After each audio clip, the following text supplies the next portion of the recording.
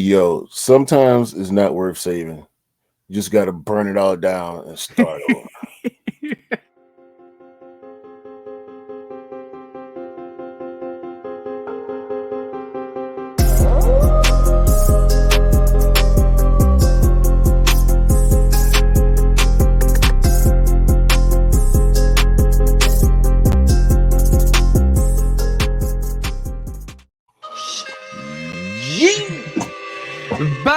We're back.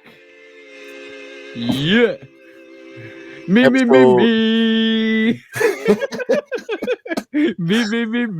Sound We're check, back. sound check. Me. No. Bro, I'm gonna start. First off, I want to start off with a question, or a mystery. You know, 1 + 1 ain't 2. What huh? Okay, if you want, let's just take it out of a different element, right? Adding one thing to another thing doesn't equate to 2.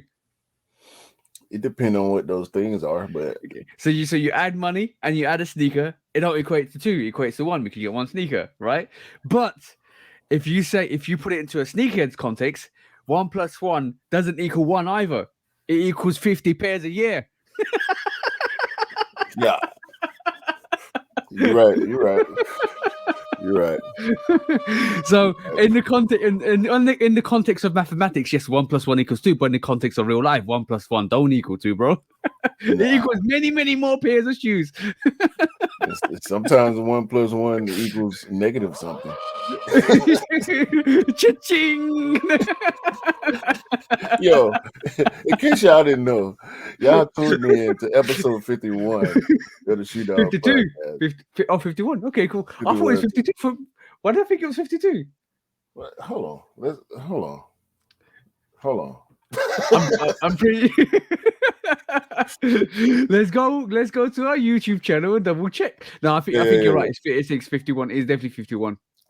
I was going to say, bro, if we missed a whole another episode, you doing episodes by yourself now, huh? Moonlighting. It's 51. It's 51. Moonlighting. Nah. Secret episodes dropping on my channel without cue. But this is what happened, bro. When we start getting up in numbers, we've gotten confused before and had to go check, but we never had to do a live check to see. Normally, we would check before we start recording. Let's get this right, bro. Next week, right, when we do episode 52. It's gonna be a whole year worth of viewing if you listen to it every week. Yeah. Imagine that, bro. Imagine that. If you start off right this moment in time with episode 1 and go up to episode 52, and you did it every week. That's a whole year worth of listening. That's crazy, bro. You can't wait to hit that milestone. I'm gonna be dancing. You keep bringing that up. Like that's bro. It just shows you consistency, and keep constantly working is a hard thing to do. But once you reach it, you gotta celebrate those little ticks. I mean, did you think not? Like I don't. No, I didn't think personally, I don't count the weeks. I mean, of course we count the episodes because they're numbered, right? Yeah. But I'm not looking at it from a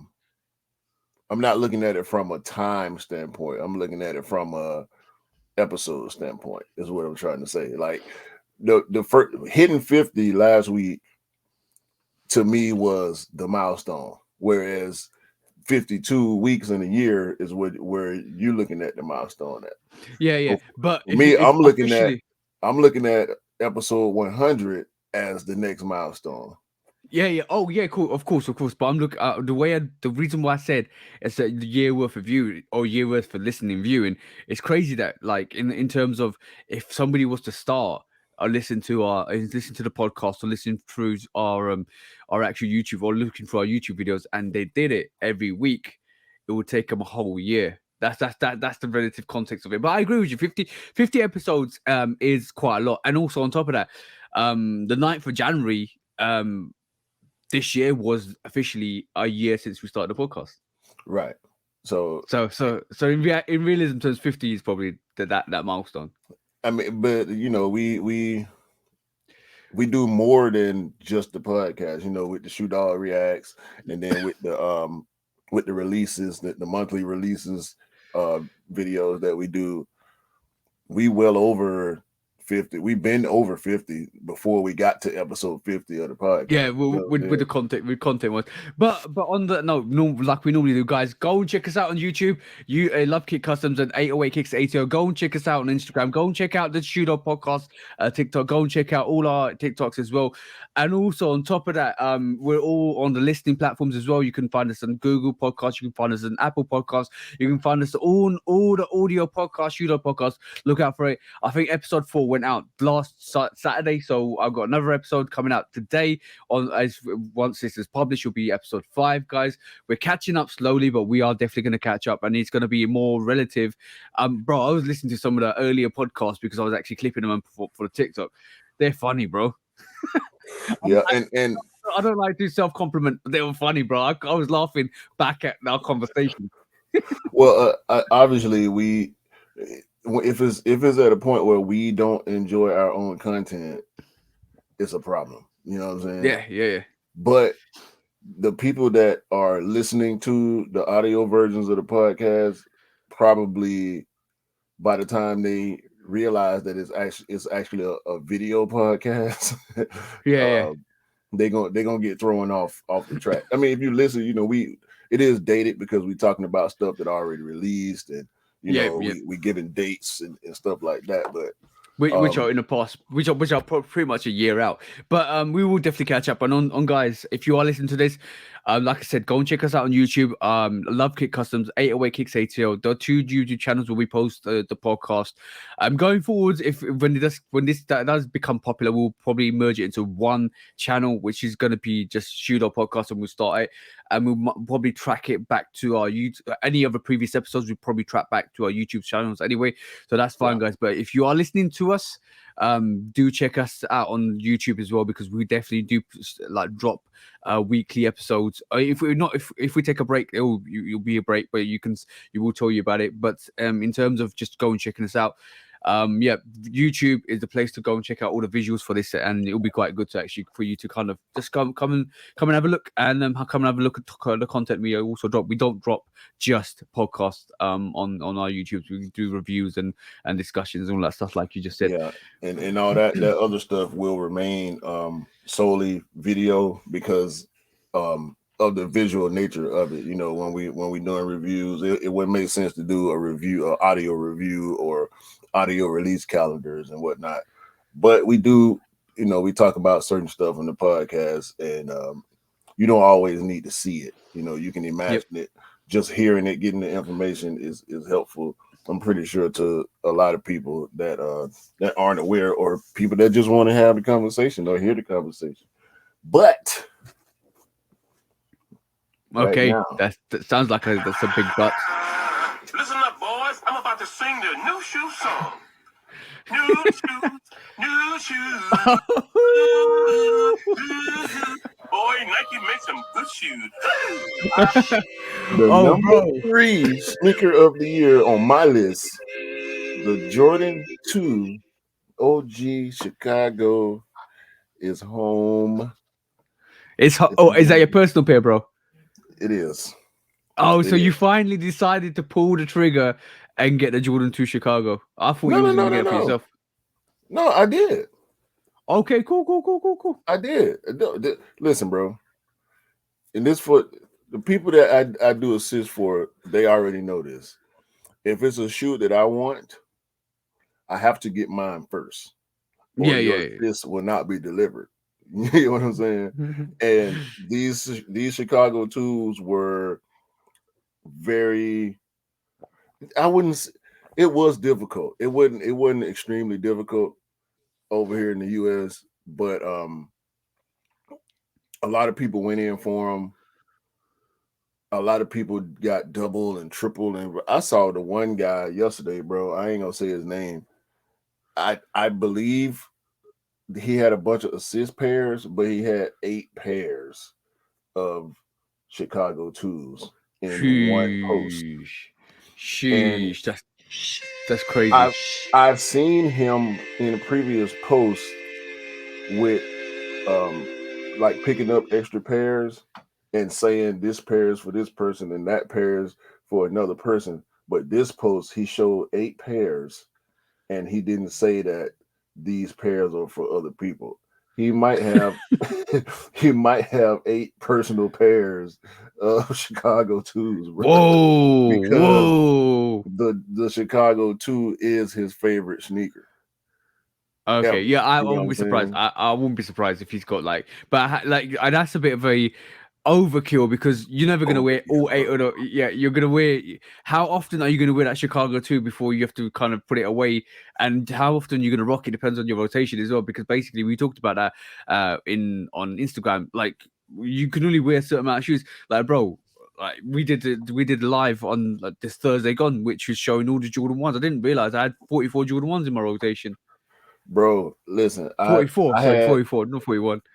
I had 2 pairs of the Raging Bull 5s. Yeah. I barely wear the one pair that I unds'd already. So I went ahead and got rid of the second pair. Yeah, it's only advisable to do that, bro. If you're not going to wear 2 pairs, bro, there's enough sneakers in our rotation never to double up again. And I'm Yeah, learning that and more and more. I'm steady buying and bro, as much as I want to double up on a lot of stuff. I said to myself I was going to double up on these Chicago twos. Yeah. And I had 2 pairs and I gave an assist. You know what I'm saying? And you know what it was? I can tell you exactly the moment you realized that you just didn't need it. You got it in hand, you shoot dog inside you was like, I need more pairs, I need more pairs, I need more pairs. And all of a sudden you got 2 in your hands like, I've got too many shoes. I'm not going to wear to both of these. I'm not, bro. I'm not. And again, like this started for me last year. Every time I get a new pair, I'm looking at my collection like, okay, what is this going to replace? Yeah, Because yeah. the replacement theory for me in my head is every time I get something, either I have something that I like more or this new pair I like better than something I already got. So is it replacement worthy? You know what I mean? And at this point, nothing was replacement worthy. When I got the Cardinal 7s, when I got the 2s, when I got the Lost and Founds, nothing was necessarily stuck out to me as being replacement worthy for those 3 pairs. But it's coming, bro, because them 5s, the UNC 5s coming. I still want the Year the Rabbit 23s, and I'm going back now. I'm looking at older stuff. I want a pair of Dave White Jordan 1s right now so bad. I've been looking Yeah. on Oh, eBay and is gold. it because I pulled it out on Instagram the other day?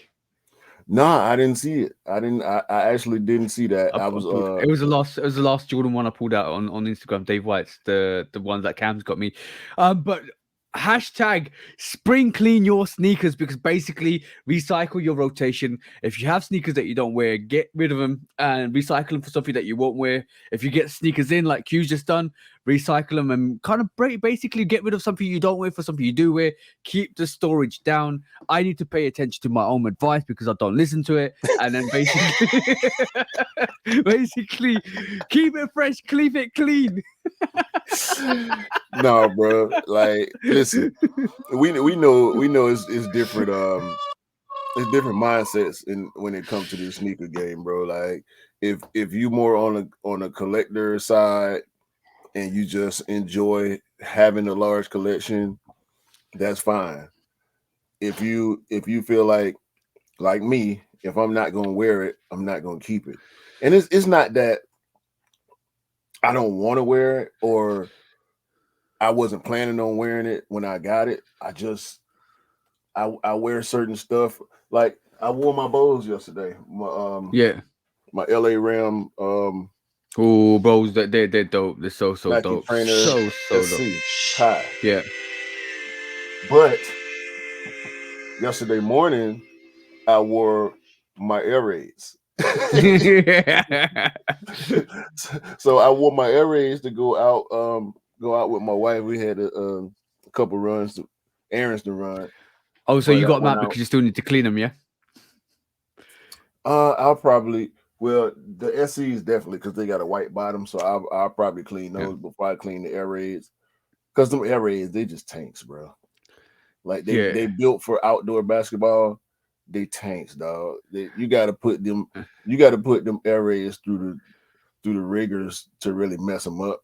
And since it's the Yeah. OG black and gray color, is I might clean off the white Okay. midsole a little bit, but What's a couple of sneaker habits? Like we always talk about sneaker, but we like if you join us on your Instagram, we talk about the sneaker Bible 101, or we call them the sneaker commandments, right? And we mhm. basically talk about basically all the commandments. But now we're going to open up a little bit of a different topic because obviously we got a bit more time on this podcast. Um, Tell me some sneaker habits that are ingrained in you so much so that you, without doing them, it doesn't make you a sneakerhead. Like in terms of your validity of yourself, not somebody else, but Right. yourself. If you don't do this, this doesn't qualify yourself as a sneakerhead. Go on, bro. Well, the main thing for me is, and I know this is true for both of us, is keeping them clean, bro. Yeah, Like yeah, yeah. I don't understand how a sneakerhead, a self-professed sneakerhead, doesn't want their shoes to look new all the time. I always Crispy want, clean, bruh. crispy clean. Exactly, bro. It Look, you know how you get the Dunkin' Donuts, you get the Krispy Kreme donuts, and when you open it up, it's no dents, no thing. It's perfect, perfect. That's how you want your sneakers to come out, perfect, bro. And then you yeah. like, okay, cool. It's crispy and it's clean. Yeah, that's a good segue to anybody that's opening up a sneaker cleaning service. Crispy clean. Have it next to the donut service as well. Krispy Kremes with crispy cleans. But look, that's the thing, bro. Like, and I don't think I will ever grow out of that. Even when okay, my Blazer IDs, right?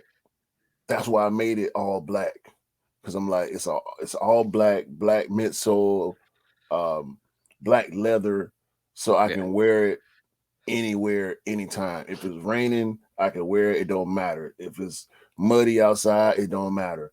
You know, and it's an ID, so we know it's higher quality than a lot of other GR production shoes, right?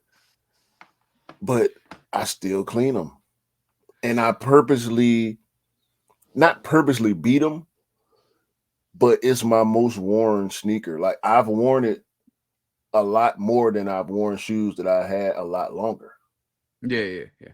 Because it's just there. I pull it out, bam, throw it on gas station, grocery store, um, whatever. I like a sneaker that you can easily wear, and you know what that fit. Like for me, the Bel Airs, the original Bel Airs, are my go to, the gray version of those Bel Airs, because I keep wearing them, bro. Like and they're out there, perfect. They just when VND. This is why I love VNDS sneakers. This is why I love Cam's advice. Is when they're VNDS, you have no risk of wearing them out because basically they're being beat up, and not beat up, but not beat up to an They extent that worn. they look awful. They just got the right amount of crease for the sneaker. They got the right amount of dirt on it. So all you need to do is wipe it. It's clean.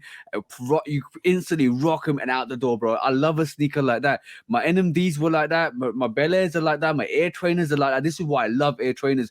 I'll just put it on and I'm out the door, bro. I don't need Yeah, to think about it. I don't need to think if I go into this weather, that weather.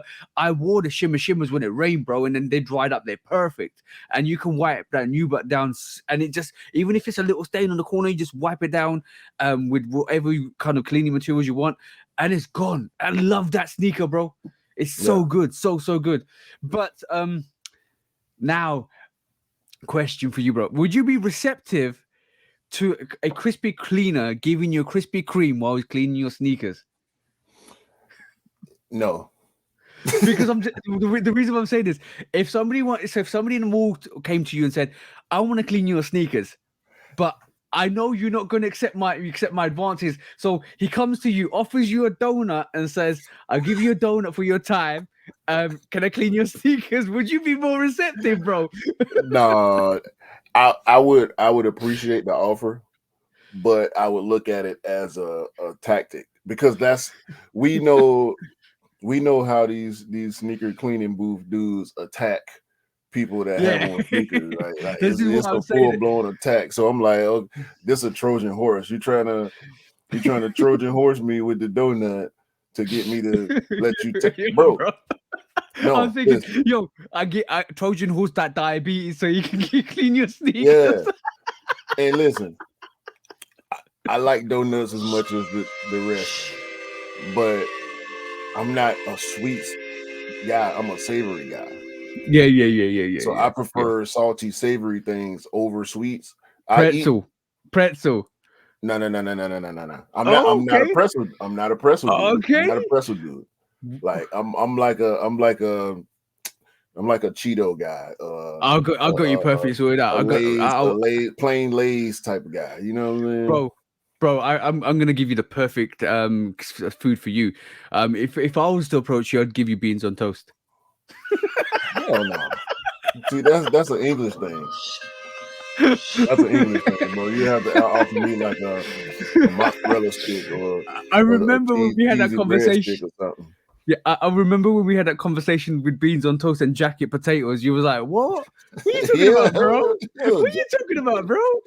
It's an English thing, bro. It's a UK, London, English thing, bro. Like not even London, UK thing. Beans on toast, bangers and mash, everything else Bangers and associated with mash. you. Like it just, Bangers and mash. I don't even know what that is, bro. It's yo, bro. It sounds like a dynamic duo from TV, one of the cartoons. Bangers and mash. Bangers and Saturday mash. morning cartoon or something. Yeah. Yo, bro, we did have. I'm not even joking. If you guys are from the UK, you definitely remember this one. We had it was this potato themed Bodger the Badger. Basically, he used to make mashed potatoes and yeah, bro, he used to make mashed potatoes and throw them at you, bro. That was just jokes. Every time that Badger had a chance, he used to make mashed potatoes and cause a drama. But yo, bro, our childhood was messed up. Our childhood was messed up, bro. Bangers and mash sounds like a Dynamic bad duo, 80s. bro. No, it sounds like a bad Batman and 80s Robin, pop bangers show and or mash. Like, Tango and Cash, you bro. exactly. That's what I'm saying. That's what I'm saying. What is it? Starsky and Hutch. You know what I mean? Like, Exactly. Bangers and Mash. It sounds like a band. Actually, that's a good band name. Bangers and Mash. Exactly. Yo, bro. We're giving too many good ideas away today. We always do. But we just like this. So have you broken your sneaker virginity this year yet? No. I'm waiting on the 23s, bro. The True Blues were tempting. Yeah. And they were available. They were widely available. I didn't enter any raffles for them. They still available online, a bunch of different places. I keep going and look at them. I was looking at the trainer, the smoke gray trainers. You're talking about the trainer ones, yeah? Yeah. With that white swoosh, yeah? Gray with the white swoosh, yes, sir. With that sexy new back on the top box. I was looking at those. I said, no, I'm not gonna do it. I was also looking at, like I said, I've been looking at Dave White's. I was also looking at the Trophy Room 7s. I got some offers up on Trade Block, trying to see if I can get a pair of the Trophy Room 7s before I pull the trigger. But I'm really just waiting on the release date for these 23s, and then we'll see. We'll go from there. Okay. We also starting to get Trainer 3, Nike Air Trainer 3 lows coming back in stock. Nah, that's going to be a dope. The two colorways that they released so far at DTLR, I need to check Jimmy Jazz too, because Jimmy Jazz is good for sneaking stuff on the shelf. But the two colorways that I've seen so far, I'm not interested in. Yeah. When they start bringing the OG colorways, it's going to be a different conversation in my head that I'm having with myself. Yeah. I would say I think that the Jordan 23, probably the new Year of the Rabbit's probably going to come out most likely between the 19th and the beginning of Feb, because I think the first Year of the Rabbit is releasing on the 19th on the sneakers which is here at the moment, and I think might be releasing in the US as well. So We just ain't got watch it out for that. on the app yet. So I'm hearing there might be regional exclusives as well. But I heard that there might be the Year of the Rabbit. There might be an exclusive access in the US. So that might be coming out next week. So watch out for that, and before it fully loads. So yeah, anything could happen with that. Yeah, what do you think of the quality of the True Blue one? I have not seen them in hand, bro. They look good on pictures. And like I said, I've been watching them, seeing what they've been doing.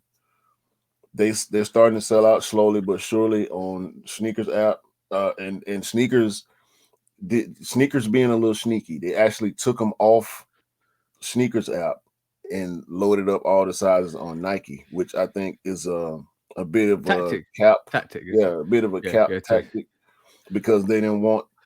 I think they didn't like the look of a Jordan 1 high sitting on sneakers. Yeah, that's the big statement. I think that the cement ones might do that as well. I don't feel like there's that's another sneaker where a lot of people are 50-50 on, because they like, they either like the cement print on the one or they don't. So that's gonna do the same things with True Blue, I think, as well. I actually got my first sneaker, which is the True Blue one. I can't wait to see it in hand. The more I look at it, I've seen somebody do a red lace swap on it as well, which makes it more like the Jordan 3 True Blue. But like, for me, I'm gonna keep it like grey, white, or blue. And I think that looks like more the French blue than it does of True Blue. To me, every time I look at that, I think of the French blue rather than the True Blue. Very very close colorways to that, but it's basically designed of the Jordan 3 True Blue. But yeah, it's interesting. It's a dope sneaker. But I didn't feel like I needed it. So You know what? You know what as well. You got me thinking the other day about the Jordan 5 Aquas, and the more I look at them, the more I'm like, I like the aqua and the yellow on that shark teeth as well. I might guess get them. what? Guess what? You got what's that? My Racer Blue's already gone. Oh,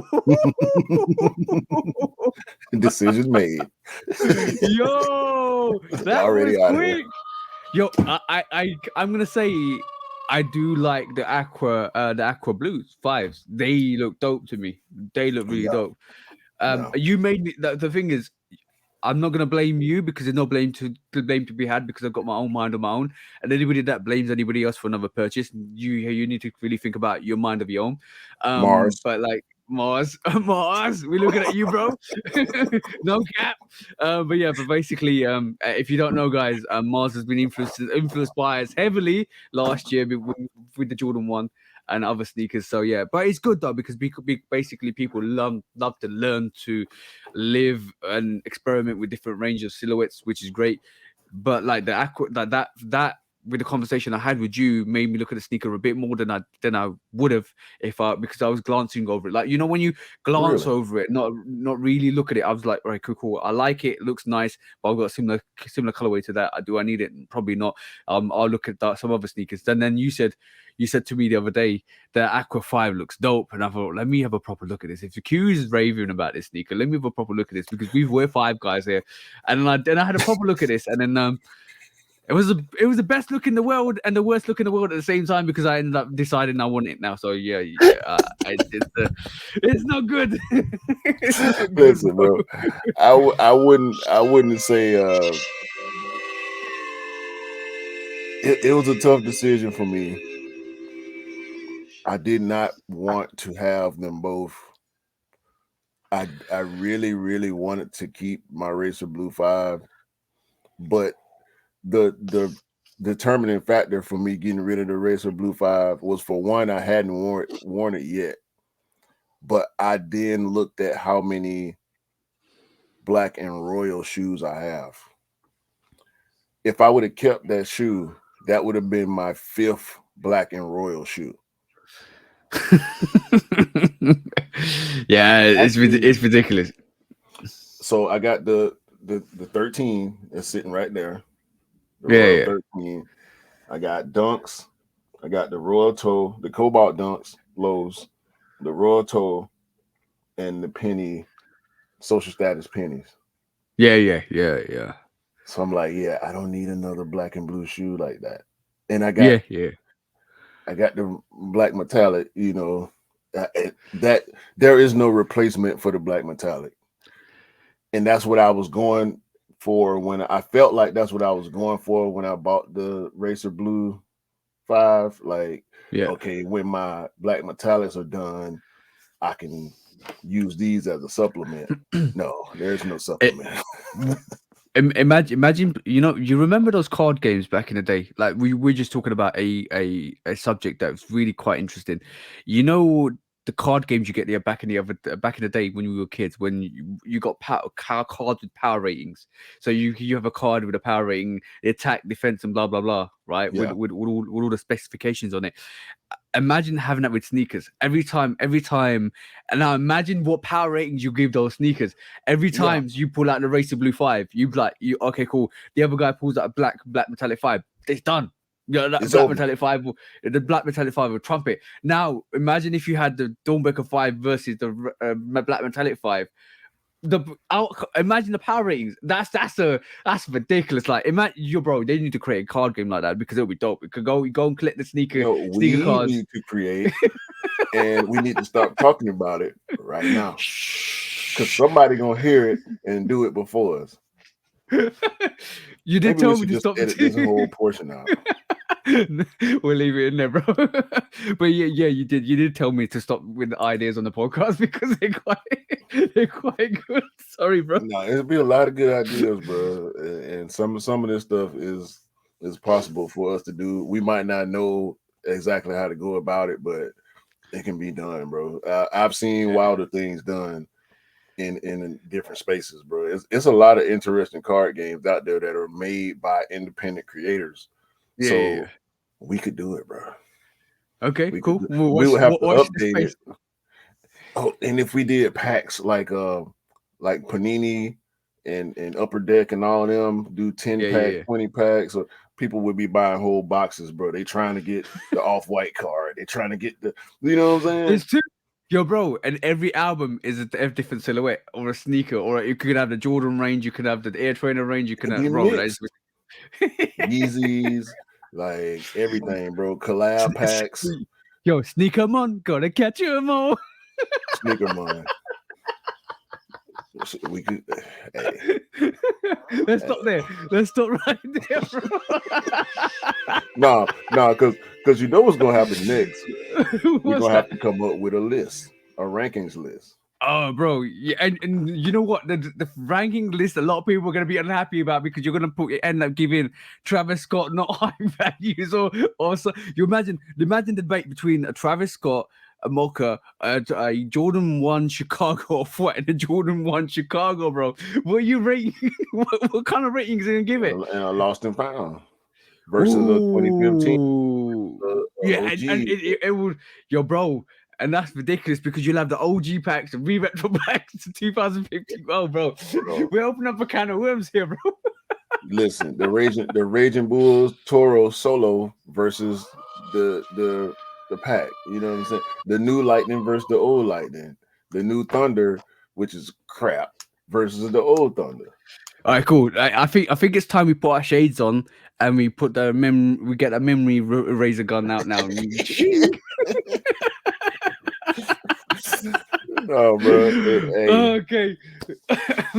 Watch this space. We got look, I'm gonna tell you guys, we always come out with great ideas. We'll try and implement some of these ideas. And if you do vibe with them, you do vibe with them. At the end of the day, it's all about fun. It's all about having jokes. And you know what? Sometimes this podcast is our open platform to talk with you guys, to talk with ourselves, to actually come up with some crazy radical ideas. We've tried to help Nike out. If they listen to us, they'll listen to us. We try to help a lot of people out. Won't. So they won't. They won't. You never know. You never know. Yeah. You're Nike. We love you, though. We do. We love the good ones, not the rapey guys. Yeah. Yeah. Oh, let's ignore that. Let's ignore that. All rapey energy over here, bro. For real. That's part of the burning process too. Burning down the offices of the rapey guys. Yeah, this episode is, even though it's called Burning Down the Barn, it is, this feature will come in this is a start of hopefully a bit of a change or a bit of a revolution into how we treat each other. And we're going to progressively introduce more and more of this in later on in the podcast as well, so in episodes in the future. So watch out for that. But yes, quick strike time right this moment in time. Let's crack this on, bro. What's the first quick strike of the day? Oh, unless you got someone else to say. Revolution. Have you seen this? Nike refurbish program. $7. It's designed to refurbish shoes and then resell them for cheap prices. Nike's also having 40% off the back wall, so I got these shoes for only $57. Now, these cool grays were listed as slightly imperfect, and I honestly don't see an issue at all. They don't even look worn or tried. A refurbished program, right? Yeah. Where willing participants would take their old sneakers that they didn't want for whatever reason, because eBay exists, right? eBay and Poshmark and Mercari and all these Grailed and all these other resale platforms, they exist. Goat do it as well, bro. Yeah, Goat has used section also. Some people take the purist standpoint where they actually, and I'm guessing maybe they get some type of credit. Hopefully they get some type of credit for turning in old pairs to Nike, and Nike refurbishes them and sells them at certain Nike outlet stores. Yep. This dude, and this is Z Sneakerheads, says he bought this pair for $57. Cool grade rabbits. Okay. From not last year, 2021. Right on. Yo, look at only that thing shoe, is right? maybe some creasing under the Jumpman, but there is no lint or anything on the inside. The Nike refurbished program is now in over 54 outlets all over the nation. So let me know, would you wear a pair of refurbished Jordans? The laces are Let's talk about the Nike refurbished program and how it allows you to get these cool grays for only $57. Bro, turn the volume down. It's I can't hear you over it. Yeah, it looks like nothing's wrong with that sneaker, bro. Yeah, so bro, I'm with this. And when I saw this, I instantly wanted to get in my car and drive to my local Nike outlet to see what was going on, bro. A pair of cool grays, refurbished or not, bro. Them things look brand new for $57. Yeah. It's like we said in the last episode, sneakers are becoming a commodity. It looks like the more and more they become a commodity, the more and more we're going to see more of this stuff, because basically it looks like if people give in their sneaker, I don't even think they get any value. If there's a monetary value, it might depend on the condition of the sneaker, but like that's to sell that $57. I think that sneaker just got handed in for free. Yeah, I mean, but I would like for them to like give you something, you know, a $20-$30 gift card or something like that. Didn't this happen a couple of years back? Not last year, the year before that. Might be 2020 or 2021 when they would look to start the refurbished program, because of all the refurbishment people do. But this time they're taking the sneakers in themselves and then like refurbishing it, and it started with a Mars Yard 2.0, I think, when they actually kind of brought that sneaker out, and then that was the main sneaker they actually did that advertisement for to kind of bring it back to life and then resell it. So I think they've allowed donations at this moment in time. Whether they take on old sneakers that have got a very big monetary value and kind of refurbishing them, sell them for a higher value, that might be coming. But at this moment in time, I think there's just sneakers that people just worn and just given in, and they refurbish and they kind of sell, because that to me is like, except for the labor cost that you need to refurbish, it might take about 3 hours, 4 hours, or maybe a whole day. To add it to kind of add a value of say $57 and take out the labor, you're probably earning a profit of £40 or even £35 per sneaker and that's free money that you didn't even need no manufacturing costs on. But I ain't giving Nike nothing for free. Nothing. Nothing for free. Nothing's for free, bro. None of mine, bro. I'm Yeah, sorry. but that's the only way the program's gonna work, because basically, if you really think about it, I don't know. I'm just speculating. This is all my speculations. Because if that sneaker's worth $57, let's just be honest, bro. There's no that sneaker was probably more likely handed in for free or charitable donation, because they don't wear it and stuff like that. So they grabbed it up and they refurbished it and sold it to a person that actually wants to wear it. And I think the concept is great, but the thing is, I don't think you got any creditary value for that. But like, imagine if you go and said, I wore the bracelet blue 3 or 4 times or 5 times, and there's a little bit of dirt, I don't need it, and let's just say you were well off enough to a point where you didn't really care about the value of a sneaker. You just gave in. That's what happened, I think. Yeah, probably more than likely. That's the case. I can't see anybody that. Unless you're trying to gain favor, maybe with the company, and I don't really see that happening either. And the campaign I did think that was interesting, because this was my first time actually seeing a quote unquote refurbished pair from Nike. So yeah, and I think the campaign was more based on recycle your sneaker anyway.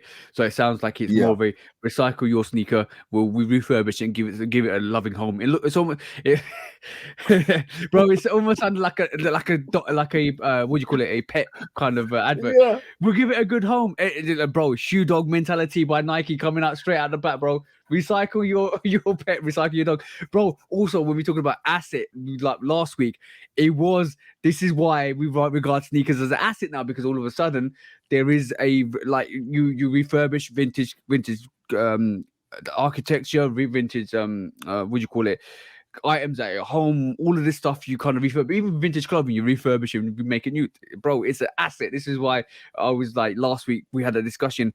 Sneakers are just an asset now, not more of a monetary value than putting it on feet for most people. Yeah, but it'll also depend on the level of assetity. Yeah, assetity.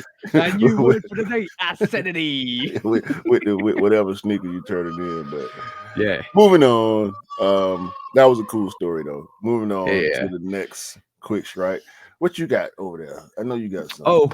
Okay, cool. I have. I'm going to present my screen, guys.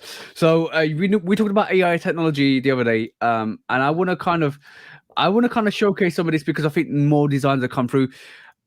As you can see the screen now, guys. If you listen to this, go and check the screen out. Look, bro, I'm going to say this for my humble opinion. I think some of these designs are actually dope. I put this out there on TikTok, and a lot of people were vibing with some of these sneakers. So this one that you got on the screen right now, I'm rocking with. Yeah, this is what I'm saying. We saw a couple of early design perspectives of the AI technology, like artificial intelligence, bringing up little concepts not little concepts, big concepts for clothing and stuff like that. I do think at this moment in time, in the sneaker that we're looking at, is more of a tealy, peaches kind of sneaker, that kind of, or salmon pink kind of sneaker. It's very appealing to the female sneakerheads as well. I had a lot of females reach out and said, "That's dope. I love that." I would probably wear that, but that's more of a true bubblegum Jordan 1 than the bubblegum Jordan 1 we got. Tealy peach is what we'll call it. Tealy peach, the tea leakers. But I do like this. I think AI technology is just getting started, bro. I do feel I'm going to show you a couple of other things, because there's a colorway though. I'm cool with this colorway. It's the designs of some of the other shoes that we're gonna get into that. I just think it's getting to get better and better and better, and the standards that AI is setting at this moment in time is showing us how good it can get. Like, if you're starting off at this base value, this is great, bro. I'm going to be honest. Next up, look, bro.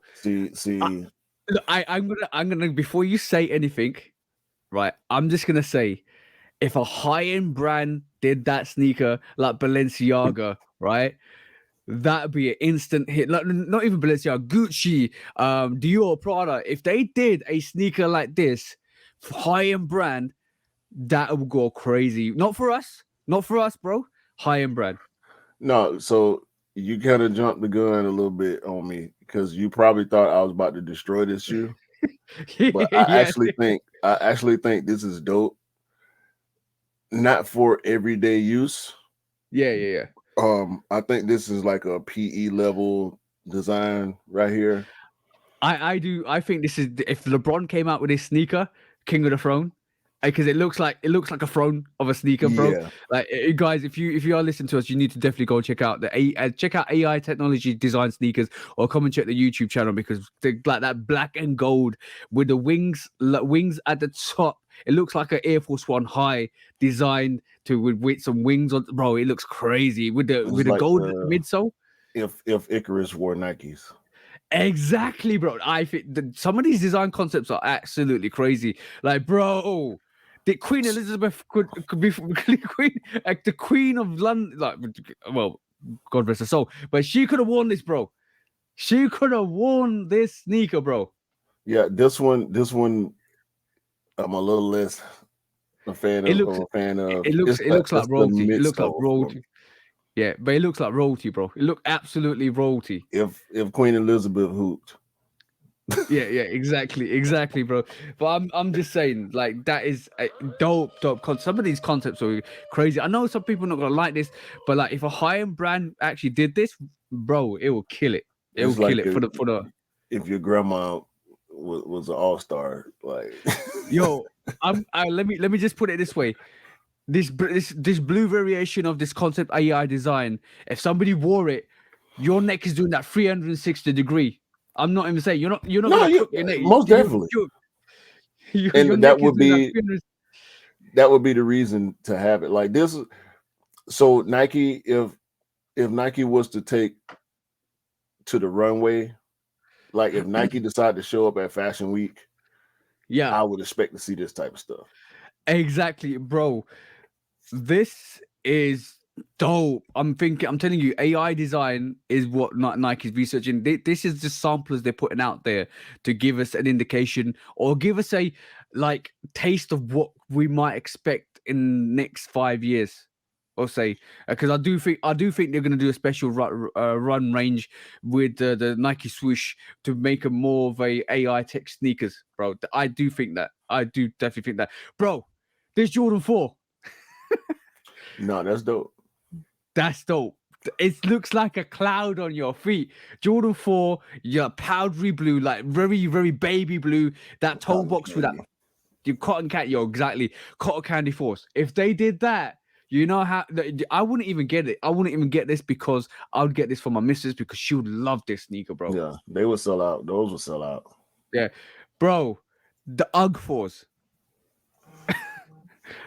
Look at the lining. It looks so comfortable, bro. That's dope. That is dope. Hey, that would sell. Of course it will. And like, if a female artist came out with this variation of a sneaker, oh yeah, and like, bro, let's put it this way. If Beyonce came out with this sneaker, or Rihanna came out with this sneaker, bro, you know that we gone. That will be gone, bro. Instantly. And I do love this. I do love this variation. I did see this one. Yeah. This one is I want to say it's the best outside of that very first Jordan 1. Yeah. This one. Yeah, because this one's got more of a sun-kissed, almost light sunset-kissed underlays. Citrus, tropical. Yeah, exactly. It gives you that citrus tropical. If you wore this in the Caribbean, if you wore this on St. Lucia, if you wore this in a nice island, bro, it would go so Miami vibes as well, bro, to this sneaker. Some of that like almost like a DJ Khaled 5 overlays to this, bro. It's so dope, bro. The preparations in the mid panel too. That's yeah. And bro, like I'm telling you, AI technology is going to take over, bro. I'm not capping with you. I'm telling you, next 10 years we'll see more AI tech sneakers. There's going to be definitely a rain run for this AI tech as well, because I think like they are gearing up to kind of do something special. But that's not it, bro. That's just not it at the moment. I'm going to show you one more thing because this got me really hyped. Bro, look at this. When we talk about AI technology is designing future Nike buildings, bro. that like the concept we're seeing, the dome concept in the desert, it's a desert Nike store, bro. Then like literally use the worst case scenarios for around the world and giving you concepts of what the stores might look like. This probably is more of a silver dome, which kind of gives it more of that solar panel ability to absorb and to be a more self-sustainable store. That's dope. That's really dope. Yeah, I Like, saw this. I saw, I've got other pictures, but I saw like a what do you call it, a igloo variation, a Japanese store variation that's kind of taken more of a concept from a Japanese old authentic Japanese art, like architecture building, and put it into a store. I've seen the modern day variation, which actually looks like end clothing as well. Bro, some of these AI designs are crazy. It's getting me excited. It literally is getting me excited about what we might see in the future from AI. And if it's gonna keep producing really like amazing variations of colorways and sneakers and designs, I'm here for that, bro. I'm always here for something new, something interesting. I like this more recent thread of pictures that you had to show me a lot more than Than the the old last one. time Yeah. we looked. Yeah, that stuff looked way too far out to even be viable as far as being functional on a Yeah, because day-to-day basis.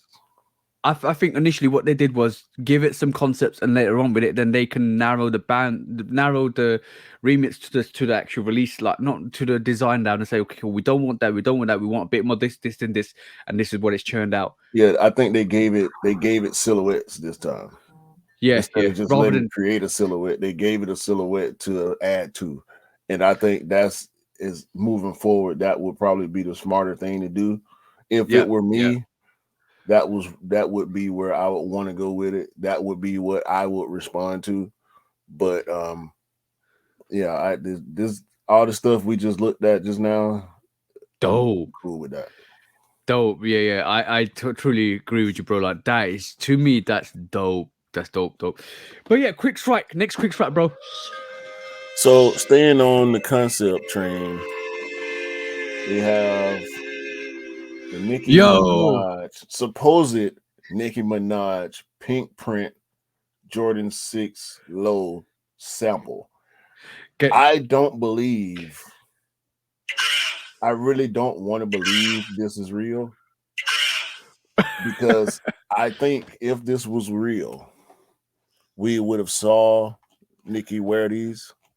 Yo, that like I'm gonna say one thing, bro, and it's probably gonna be really harsh. That's very offensive to my eyes. Bro, customizers are really, really good nowadays. There are a Yeah. lot of really dope, skilled, professional customizers. I think this is a very well done custom. Yeah. If this released, I think a segment of the female sneakerhead population would be drawn to it. I think Yeah. Nicki Minaj fans and stans would be drawn to it because she got a hell of a fan base. The Barbs, and shout out to all the Barbs out there. You don't want no smoke with them.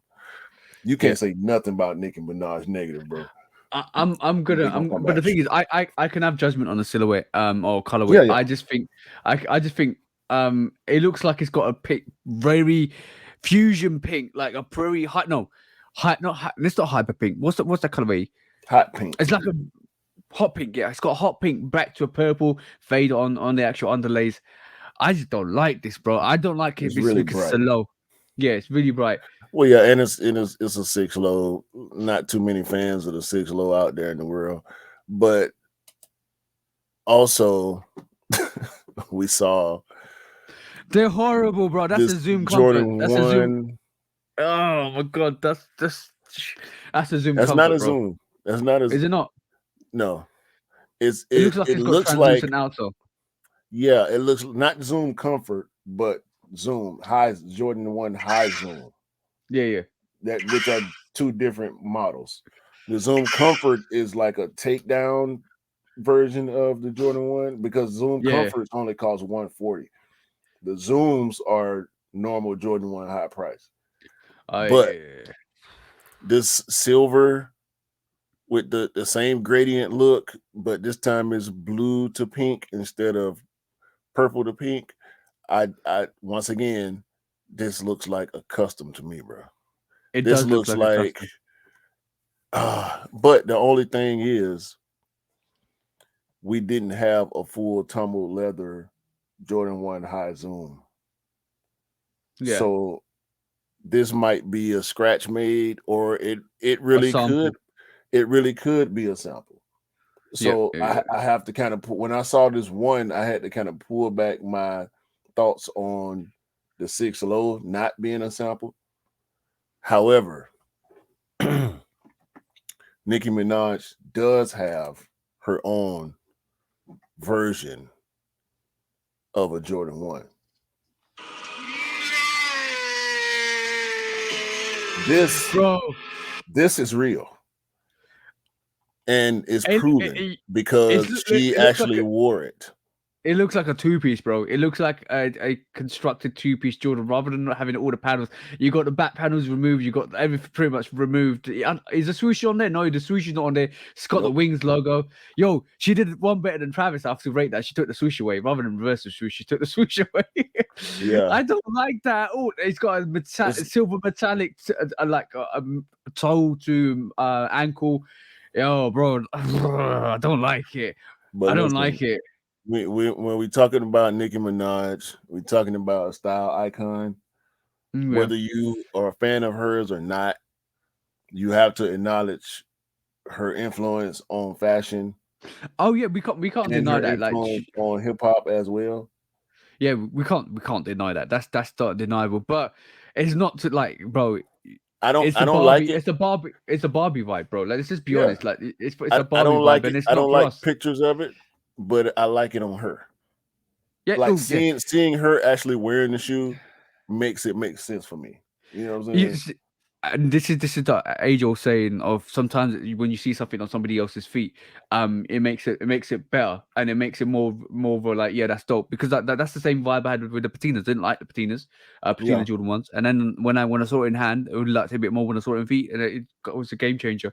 So yeah, it looks good on her. I just don't like it when nobody's wearing it. Yeah, I mean, I came front on it on her foot, and these pictures without her wearing them don't really do it justice. But I'm not mad at it because it's her. She can pull off a lot of shit. But the question is, it's for her, but is it for everybody else? Because if you really think about it, is it for her that just a sneaker for her to actually wear, or is this a silhouette that she's going to produce for the mass public? Because it might not, even if it's good for what she can wear it for, doesn't mean it's good for the mass public. See what I'm saying? If they release that, will it sell out? Will it sit? Will it like? It's a very different change to a Jordan 1. So much so that even though you are her fan, you might not still buy it because it's just so different. See what I'm saying? This is from 2015, so obviously, it didn't get a release. So they just made it for her. But you definitely can say, I've got a sneaker out there that nobody else has got. It's a PE. Yeah, it's a PE. So yeah, I mean, no, it's AE. AE. Let's call it AE. Artist exclusive. Well, no, I was gonna say PE for performer exclusive instead of player exclusive. Let's keep it PE. Exactly. That's a good way of thinking about it. But yeah, just in general, bro. Like, yeah, don't like it. Don't like it. Sorry. Speaking of PEs, Jason Tatum. Bro, Jason Tatum. This was all I'm gonna say is one thing before you start. All I'm gonna say is when I actually first saw that sneaker and like last week, I was like, really? Bruh. I don't know. I don't know who would have actually thought what we thought was his signature sneaker. Yeah.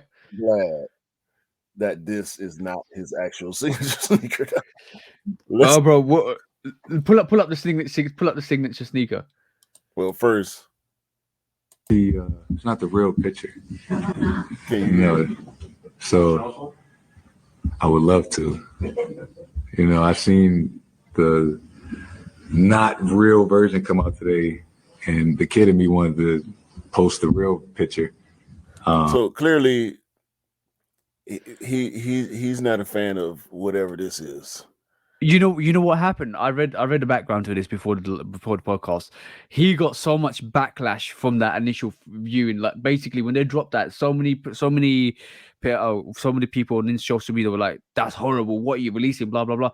I can understand these frustrations, bro. Because if a mock up of a sneaker came out and is not the sneaker that you're going to showcase in the first place, and everybody's knocking it, already your release has got a bad reputation in terms of that's not the official sneaker. What is it then? Show us your real sneaker. And a lot of people, you already got some of that bad negative energy around it, because now it's like, is this not your sneaker? Because this is terrible.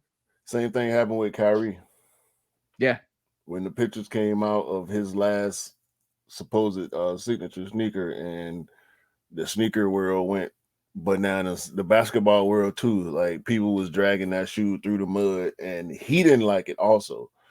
Yeah. I don't think I don't know, bro. I kind of feel I feel like it's a little cappish. I feel like this might have been a real thing. Like, maybe it was an early design sample, or you know, I'm something. you know what makes it really sus in guys? I'm gonna point you, because overall this looks like a bread colorway to me, like more of a breadish colorway, red, more predominantly black and red, and you got that white midsole, white like wherever that little white thing that runs off the midsole is, it looks awful, bro, and terrible. And like, why does it look like it's got a hole in the sneaker itself? Bro, I'm gonna point you to the bottom right, where it's got that Chinese. I don't know what I think it's This. Chinese writing. Yeah, that's just an indication that that's fake, bro. Yeah, I don't. In all of the pictures, every time I've seen this shoe is this same exact picture. This picture that we're showing right now just happened to have a blacked out background, and you can tell the background has been edited out because of the white lining around the actual sneaker. But yeah, bro, if his sneakers look anything close to this, will you be on board? No, Not as far as buying a pair, but just aesthetically, would you be on board if it was a better variation of this? Nope.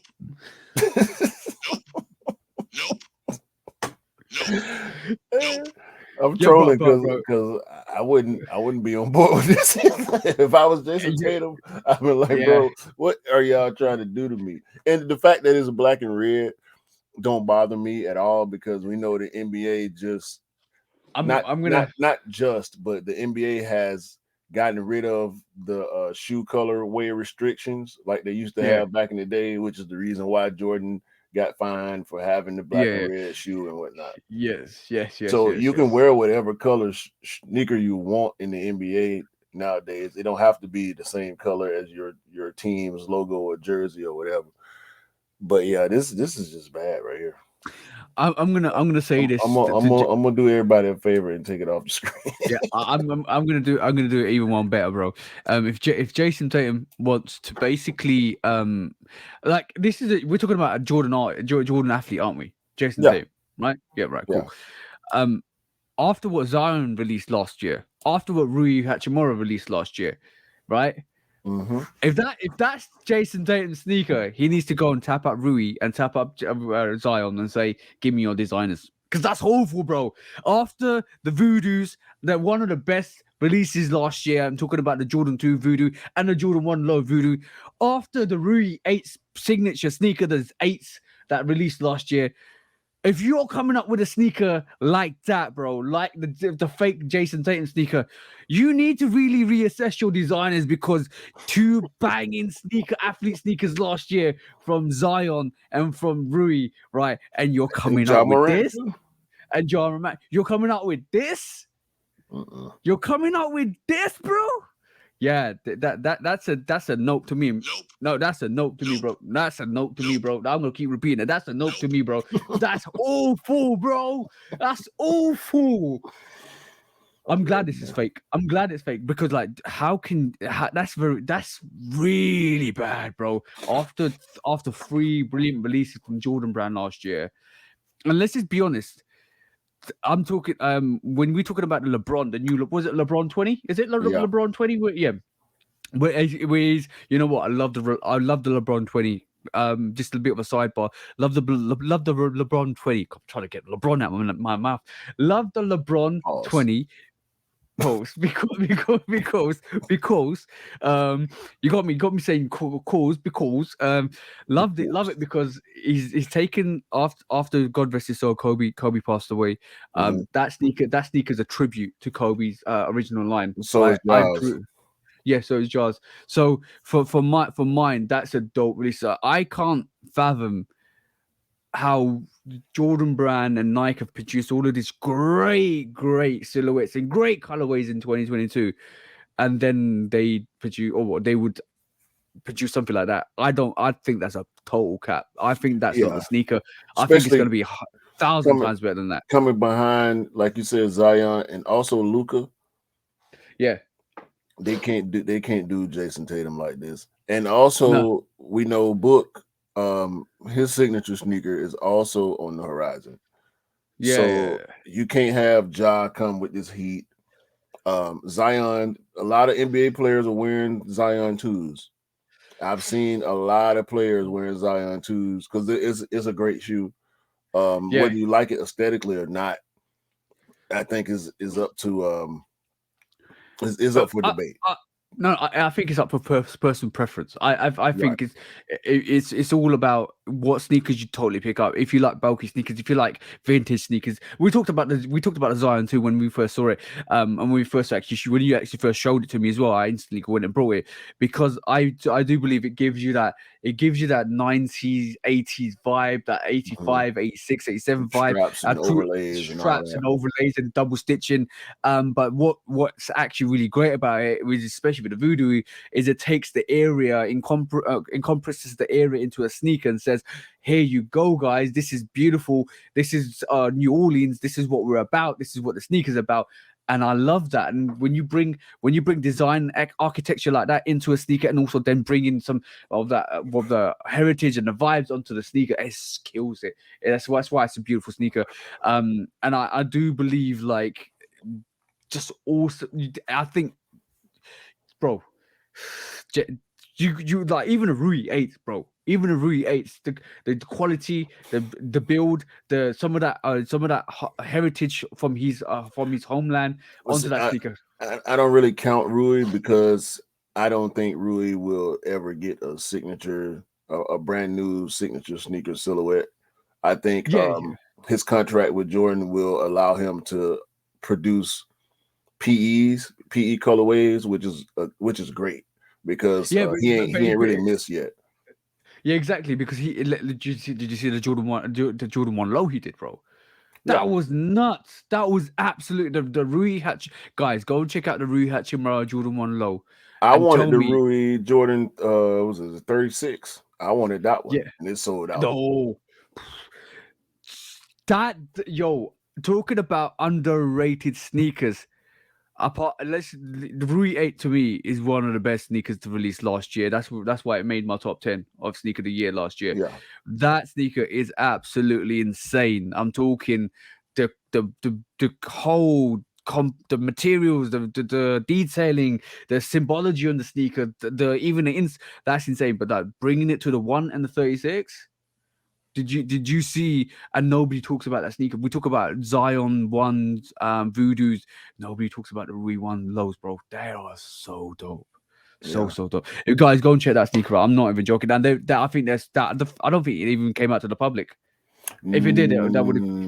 I don't think so. There was the other low silhouette that he got a release on, and also the 37. I think he got a low release on that one. And but, if he keeps bringing 36 low. Yeah, and sometimes you don't need a signature sneaker to actually do it, bro. Like, let's say we got the LeBron range, we got the Kyries, the Kobe's, we got the Jason Tatums, we got all of those with signature sneakers. But we got one guy, Rui, that's doing it with every single silhouette. He probably will do it with every single silhouette, and in terms of the Jordan range and the newer silhouettes, you get signature sneakers. You don't always need to have a signature sneaker to kind of make it awesome, bro.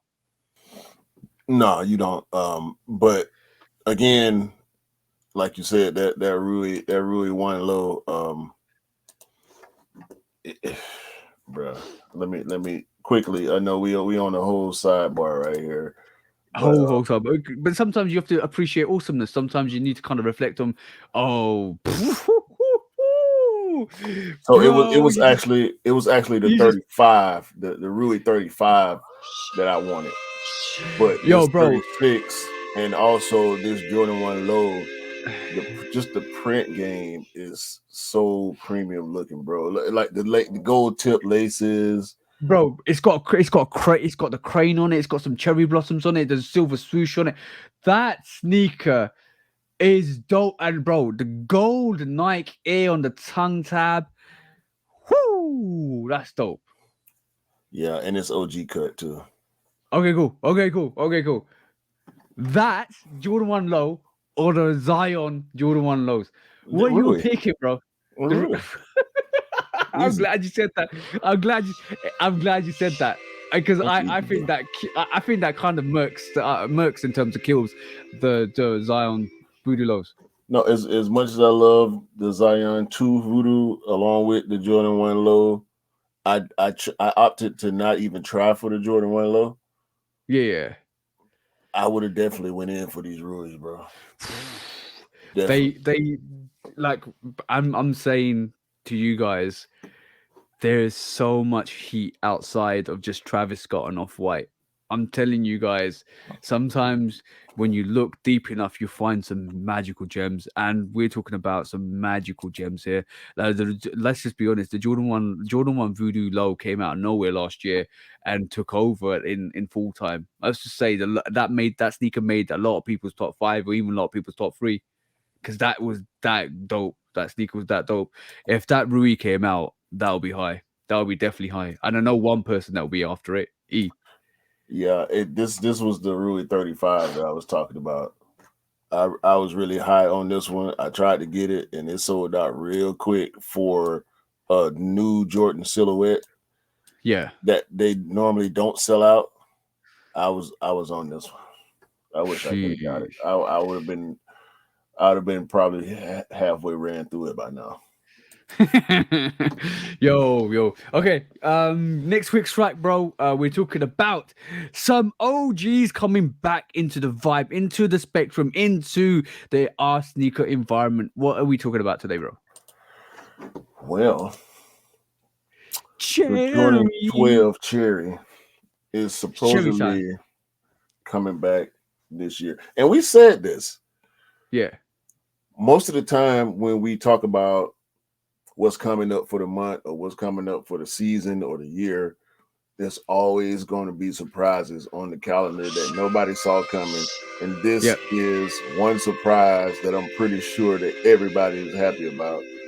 Cherry 12s. But I will not be going for Cherry 12s. Oh, I know what you're going for. Yeah. The Manure 12s. Yeah. So I wouldn't, even though this is a coveted OG colorway, I would rather have the Manure 12. If I managed to get both, cool. But if I had to pick, it would be the Manure 12. To quote the great, the legend J. Cole, why choose one when you can have both? Listen, hopefully I can get both, but I'm gonna go in for that Manure 12 way harder than I'm gonna go in for this Cherry. I'm gonna be honest, right? In the UK, there's not a lot of love for 12s. 12s always sit out. I think that Cherry 12 when it drops, it might sit in the UK. So it's gonna be easy. I'm definitely going for the Cherry 12s. I love, bro. You know me. I love 12s as well. Like with a passion. I brought out some 12s on the Instagram live the other day. Yeah, bro. I've got yeah, love 12s. Absolutely love 12s. I might have some bad news for you, bro. And I'm hoping this is not true. What you got? I think I've heard that one of the 12s, Amamania 12s, is a women's exclusive. They come in extended sizes though. Okay, that's a good thing. That's a good thing you said that because they did the same thing with the threes, with extended sizing. So yeah, I'm gonna have to need that Amamania 12 as well. Like that burgundy on that mud guard is beautiful. Absolutely beautiful. The materials on the leather looks beautiful. That's probably going to be my first. Yeah, that's going to be my first Amamania in my rotation. I probably will go. I'm looking to do a trade at the moment for the Amamania 4s. Amamania 3s I'll definitely pick up later down the line this year as well. Those are the 3 Amamanias I need. I don't know if I probably will end up going for the flu grain version of the Amamania 12s as well because of that black and that burgundy does look dope. I think though the black might be a bit more nubucky as well on that sneaker rather than what we get with the white. Yeah, exactly. So it's going to be interesting to me of the releases. I'm just happy. I'm really happy. Like OGs last year in 2022 was crazy. We saw loads of OGs, and I think we're seeing the same thing this year as well. We're seeing loads of OGs, and we're going to see more OGs come out. Obviously we're getting the playoff 13s. Obviously we're getting the playoff 8s. Obviously we're getting the Cherry 12s. We will definitely see more. And talking about some OGs as well, bro. Like we're definitely seeing an OG. I'm a bit confused with this one because from my perspective, I hope it's just not this sneaker that comes out. This is the Jordan 1 low black toe OG. I hope this is not the only black toe we see this year. But it looks like this is official in terms of coming out on the 28th of July. That's the scheduled date for this Jordan 1 low black toe OG cut. I hope they do the highs, and it's not just a reimagined low. Yeah, I really, really like this, and I really, really want this. Also, do you really like it? Yeah. Also, the UNC Chicago version is supposed to be coming in OG low cut. Yeah, I saw that as well, bro. There's this year we talk about sneakers that release, and every year it gets okay. It's a gift and a curse. It gets better and better release wise, but it gets worse and worse for us because we have like picking and choosing there.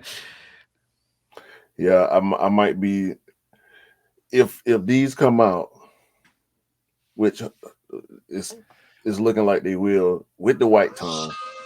Yeah. It's gonna be tough, bro. It's gonna be tough. In the UNC low from last year is still popping up restocks, sitting on some websites. That's not gonna be the case with these. Yeah. The UNC lows when they came out, I've seen them pop up as well. I've literally seen them pop up as well recently here. So I know they keep restocking. All the lows from last year started to restock, but yeah, when it's an OG like this, it's gonna start. It's just gonna sell out. It's too much demand on it. The black toe we haven't seen in a little while as well. The black toe is a sneaker that needs to come out definitely. Yeah, when these come out, the replacement theory might kick in for my UNC lows. I ain't gonna. That's a good theory. 1 in, 1 out, bro. 1 in, 1 out. When you run out of space, 1 in, 1 out. I mean, hey, bro. Until you get Khaled kind of space, just 1 in, 1 out, bro. I can't say quite 1 in, 1 out, but I haven't worn my UNC lows yet. I was holding them for spring and summer, but yeah, black toes. Black toe one. Huge. No, bro, that was a good quick strike round because basically, there's one more. I forget. There's one more quick strike. Yo, bring it up, bro, bring it up. John Geiger, we need to talk to you, bro. John. Why, John? Why? John Geiger slides. Yeah. The reason why, look, bro, have you seen the green variation? Like, there is a different variation, the side view. It looks like, that's the one. It looks like a Yeezy slide, bro. It looks like a replica of a Yeezy slide, and the fact that it's got biodegradable EVA foam means it's gonna be super comfortable like a Yeezy slide. And this is when you realize that Yeezy slide is 95% EVA foam and then 5% algae. That basically that is in terms of biodegradable. This is what they mean by biodegradable EVA foam. It's more naturally infused. This John Geiger sneaker, yo, bro, we talked about last week, and that Nike's moving into that range of slides, the trying to take over, because like Yeezy's got the intellectual property for slides. They're not going to come out anytime soon. Adidas can't do slides. They're doing the Adilit 22. They can't get them as comfortable as Yeezy slides. But John Geiger and Nike woke up in the middle of the night sweating and thinking, yo, I need to do this before the market gets closed. Yeah, bro. Yo, now who's gonna sue John Geiger? Adidas ain't gonna sue John Geiger because this is not the intellectual property. Kanye West has to go and reach out to John Geiger and say, I'm gonna sue you. Is he got the time and space and availability to do that? That's the question. I bet he will. Has he got the resources to do that?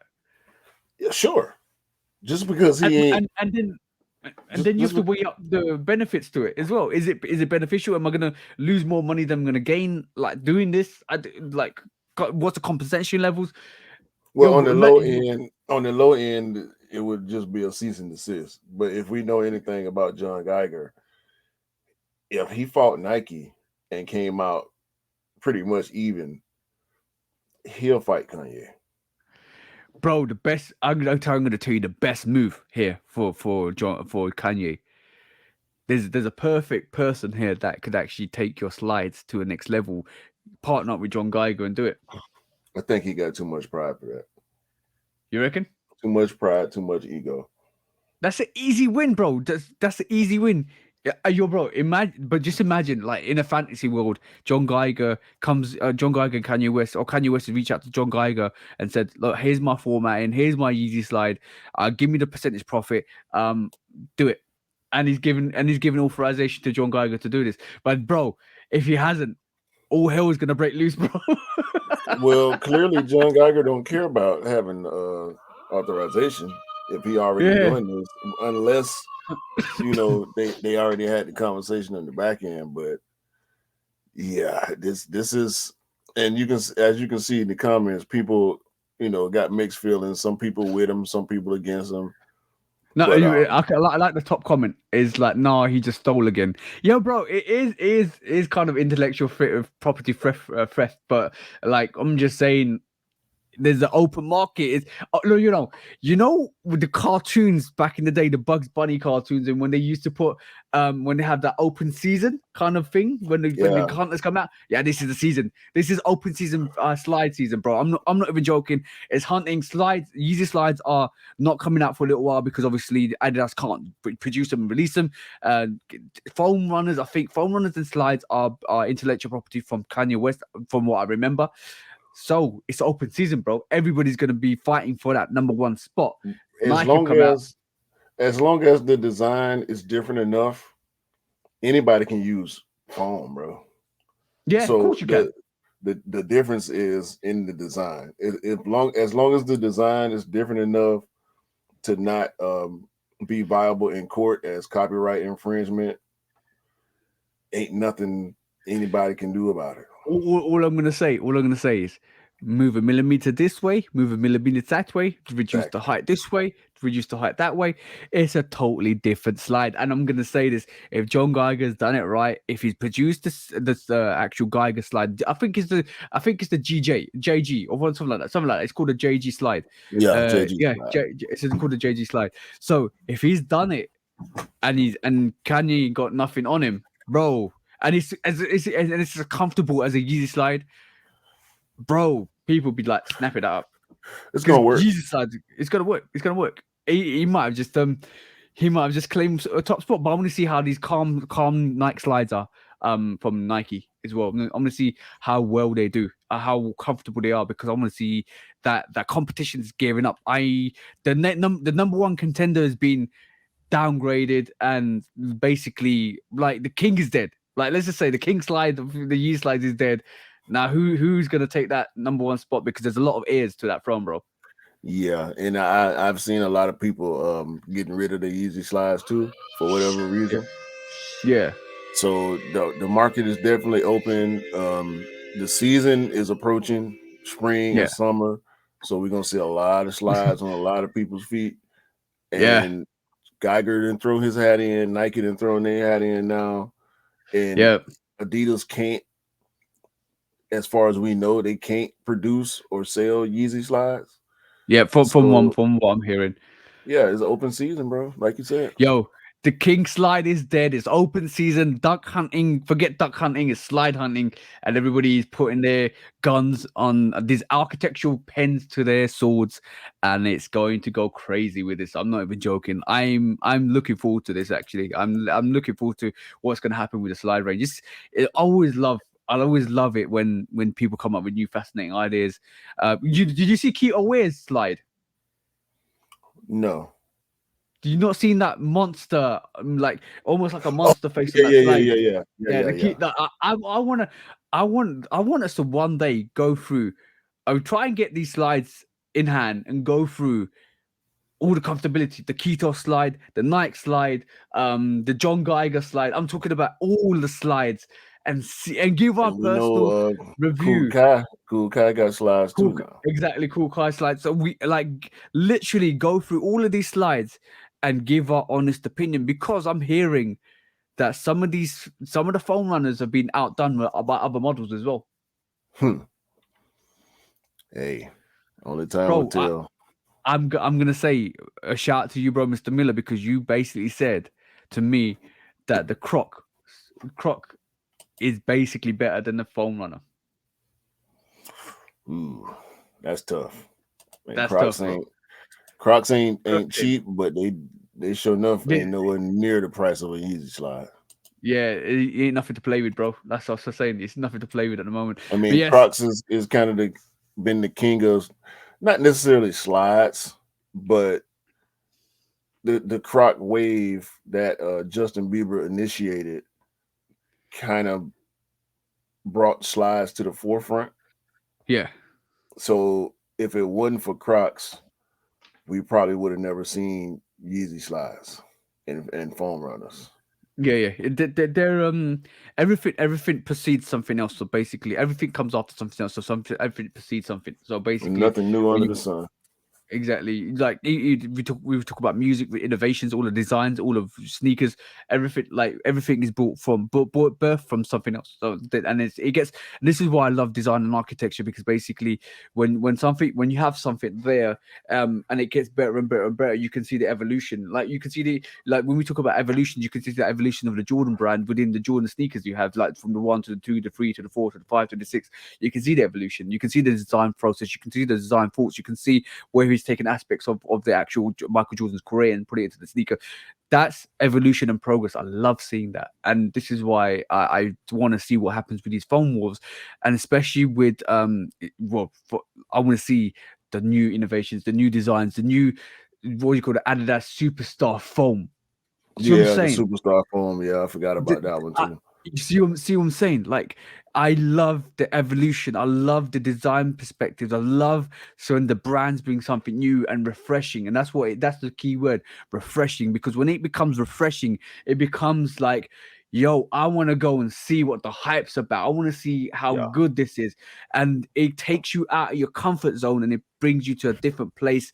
It's like tasting a new recipe or food recipe for the first time, and it just blows you away. You're never going to get that first taste again, because you're never going to get, what that tastes like now. It's like watching a movie and watch it for the first time. And it's like watching The Sixth Sense for the first time and realizing what happens right? And then you can never rewatch it because you already know what happens with it. But what it does do is when you rewatch it, when you rewear it, it kind of reminds you and you realize what different things the sneaker brings to you, or the different movie brings to you, or the different palette of the food brings to you, because it's you keep evolving with it. But yeah, bro, nothing's like the first time, bro. Yeah, but we did see the Jordan System 23 come out and not do well. So only time will tell with all the rest of these slides and Yeah, Croc style bro, shoes. it's always going to be the same case. It's always going to be the same case because new contenders need to compete with the old guard, and when you compete with the old guard, you not only do you have to be as good, you have to be miles better before people to pay attention, and that's what the Yeezy slide did. When you were talking about its foam runners and slides, not only was it sometimes not aesthetically pleasing, but it kind of got people talking to a point where people wanted to look at it and kind of feel it and see how good it was. And then it blew people away with the comfortability. That's what you're looking for, bro. That's what we're looking for. I hate the way foam runners look. Not so much the Yeezy slides. Yeah. But I really didn't like foam runners. I like this Jordan System 23 more, but I'm just not a Croc guy. I said to myself and everybody else that I was going to try it, but I ended up not trying it. Maybe if they go on sale, especially now since my sister has initiated me into Croc Nation. Croc Nation. I might maybe at a later date I might try the Jordan System 23s because I do like the way they look. Bro, you need to get some merchandise on your top saying Rock a Croc. Anyway, moving on. Moving on to the main topics. Yo, shall we talk about everybody's famous company? If you're UK based, you're gonna know this. Everybody's famous company. My sneakers news this week was you can rebrand yourself, but you can't rebrand bad service or bad customer service, bro. Like what are you on? Every package doesn't matter. Every package is lost or stolen. Every package is not really regarded as anything substantial to deliver to your customers. Because, like, hopefully you can hear this. I'm gonna put this on. Let me know if you can't hear this, bro. But listen to this, bro. No, I can't hear it. Okay, cool. So basically, let me try and share this a different way. But yeah, basically, Evri have been basically not delivering their merchandise on time. They've not delivered their Christmas packages. Some of their Christmas packages from the before Christmas from the 25th. Yeah. So think about it this way: it's like 20 days out, bro. Nearly 3 weeks. Nearly 3 weeks, bro, that they have not delivered packages. Some people have got their packages lost in transit. Some people have seen videos of people throwing the packages. Some people have had fist punched through the package, bro. How disgraceful is that? And it looks like customers are now taking matters into their own hand and kind of suing Evri. Like, so they literally are suing Evri. Sue the pants off them, bro. Like that, bro. When you online shopping has taken over, the at least I'll venture to say 40 to 50% of shopping is done online now, especially during the holidays because of the convenience factor, because of availability. You might go to the store looking for something and it's not there, but you can find it online. And also with people not living in same vicinity, people not being able to travel or even willing to travel, if they are able to, you can have packages, gifts bought, wrapped, and sent to the recipients instead of having to do it all yourself physically. And the convenience of it. And Evri is taking advantage of every part of the online shopping experience, bro. It's Can you hear this now? Yeah. Evri, after it admitted customers are still waiting for Christmas deliveries. The company previously known as Hermes has apologised, and our correspondent Cedric Courier is here.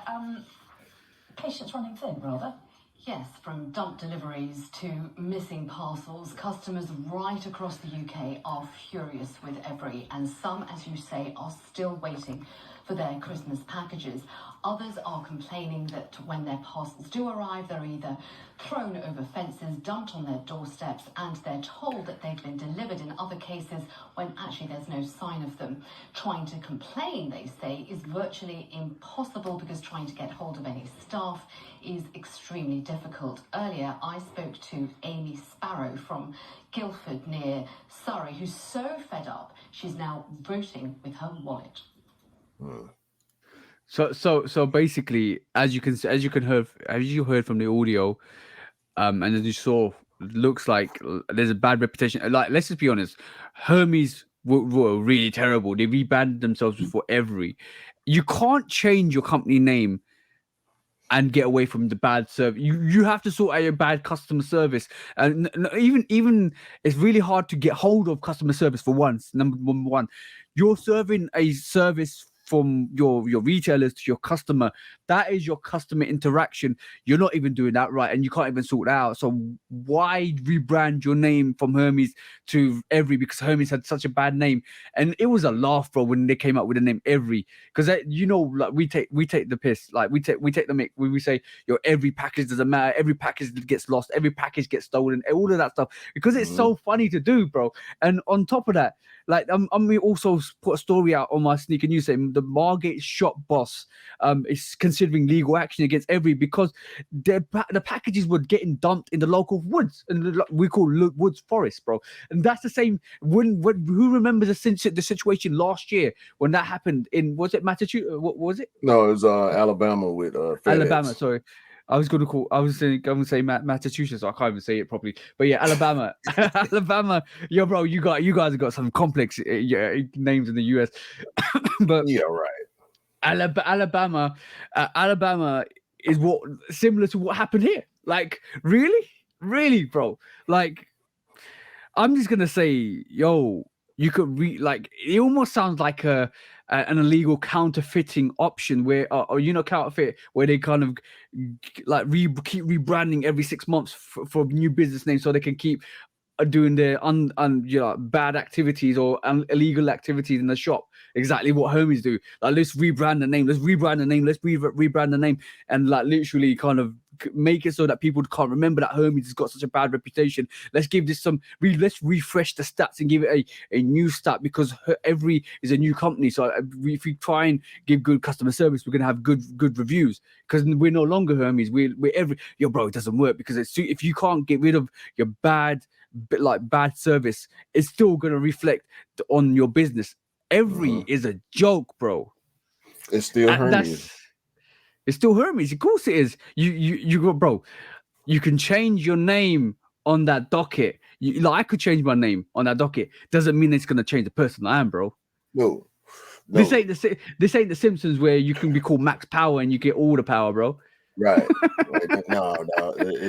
It's really sad, bro. Like, people, as tough as it's been this past year economically on a lot of people, with the oil prices and food prices now going crazy, for this company to continue to function the same way that it had functioned before the BS rebrand, because that's what it was.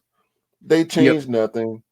They changed their colors, they changed the uniforms, they changed the signage on the trucks and probably on the buildings, and the policies did not change. The employees did not change.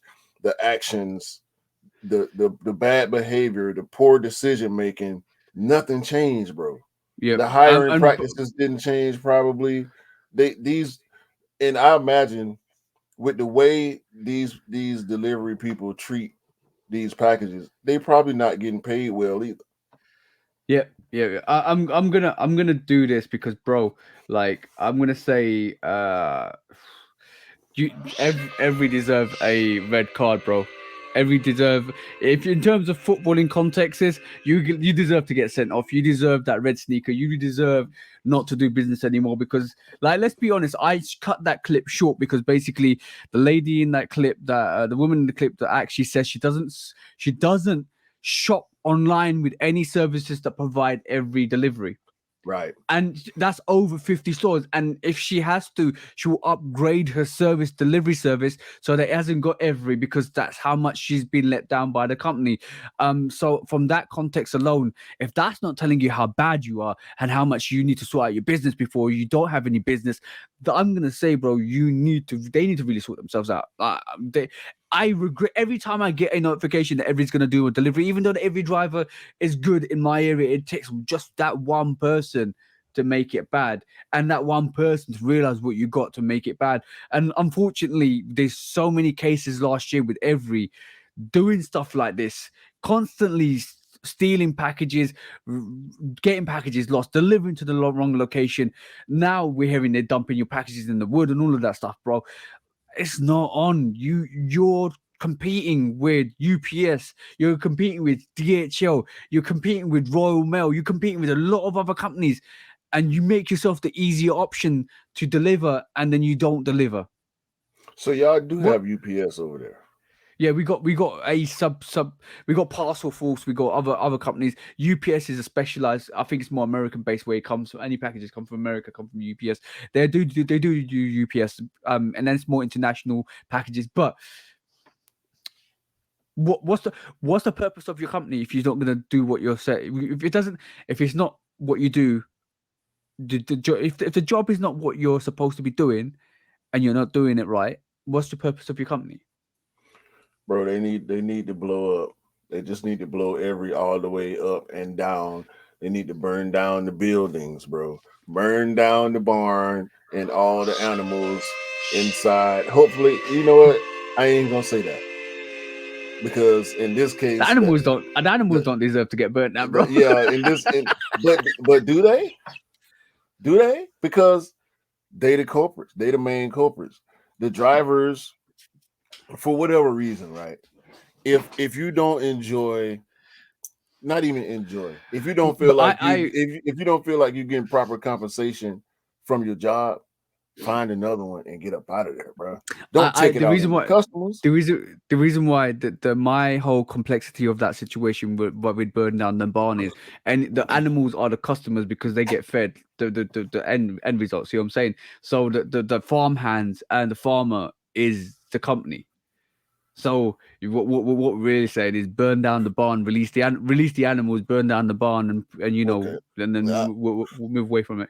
I'll roll with you on that, because I was thinking about it from the animals in the barn being the actual employees. Nah. That are the culprits in this case. The company is just as liable as the employees, because y'all pay these people to do a job if they're not doing it right, and they are allowed to continue doing said job that they don't do right. It's everybody's fault then. Exactly. Everybody's fault.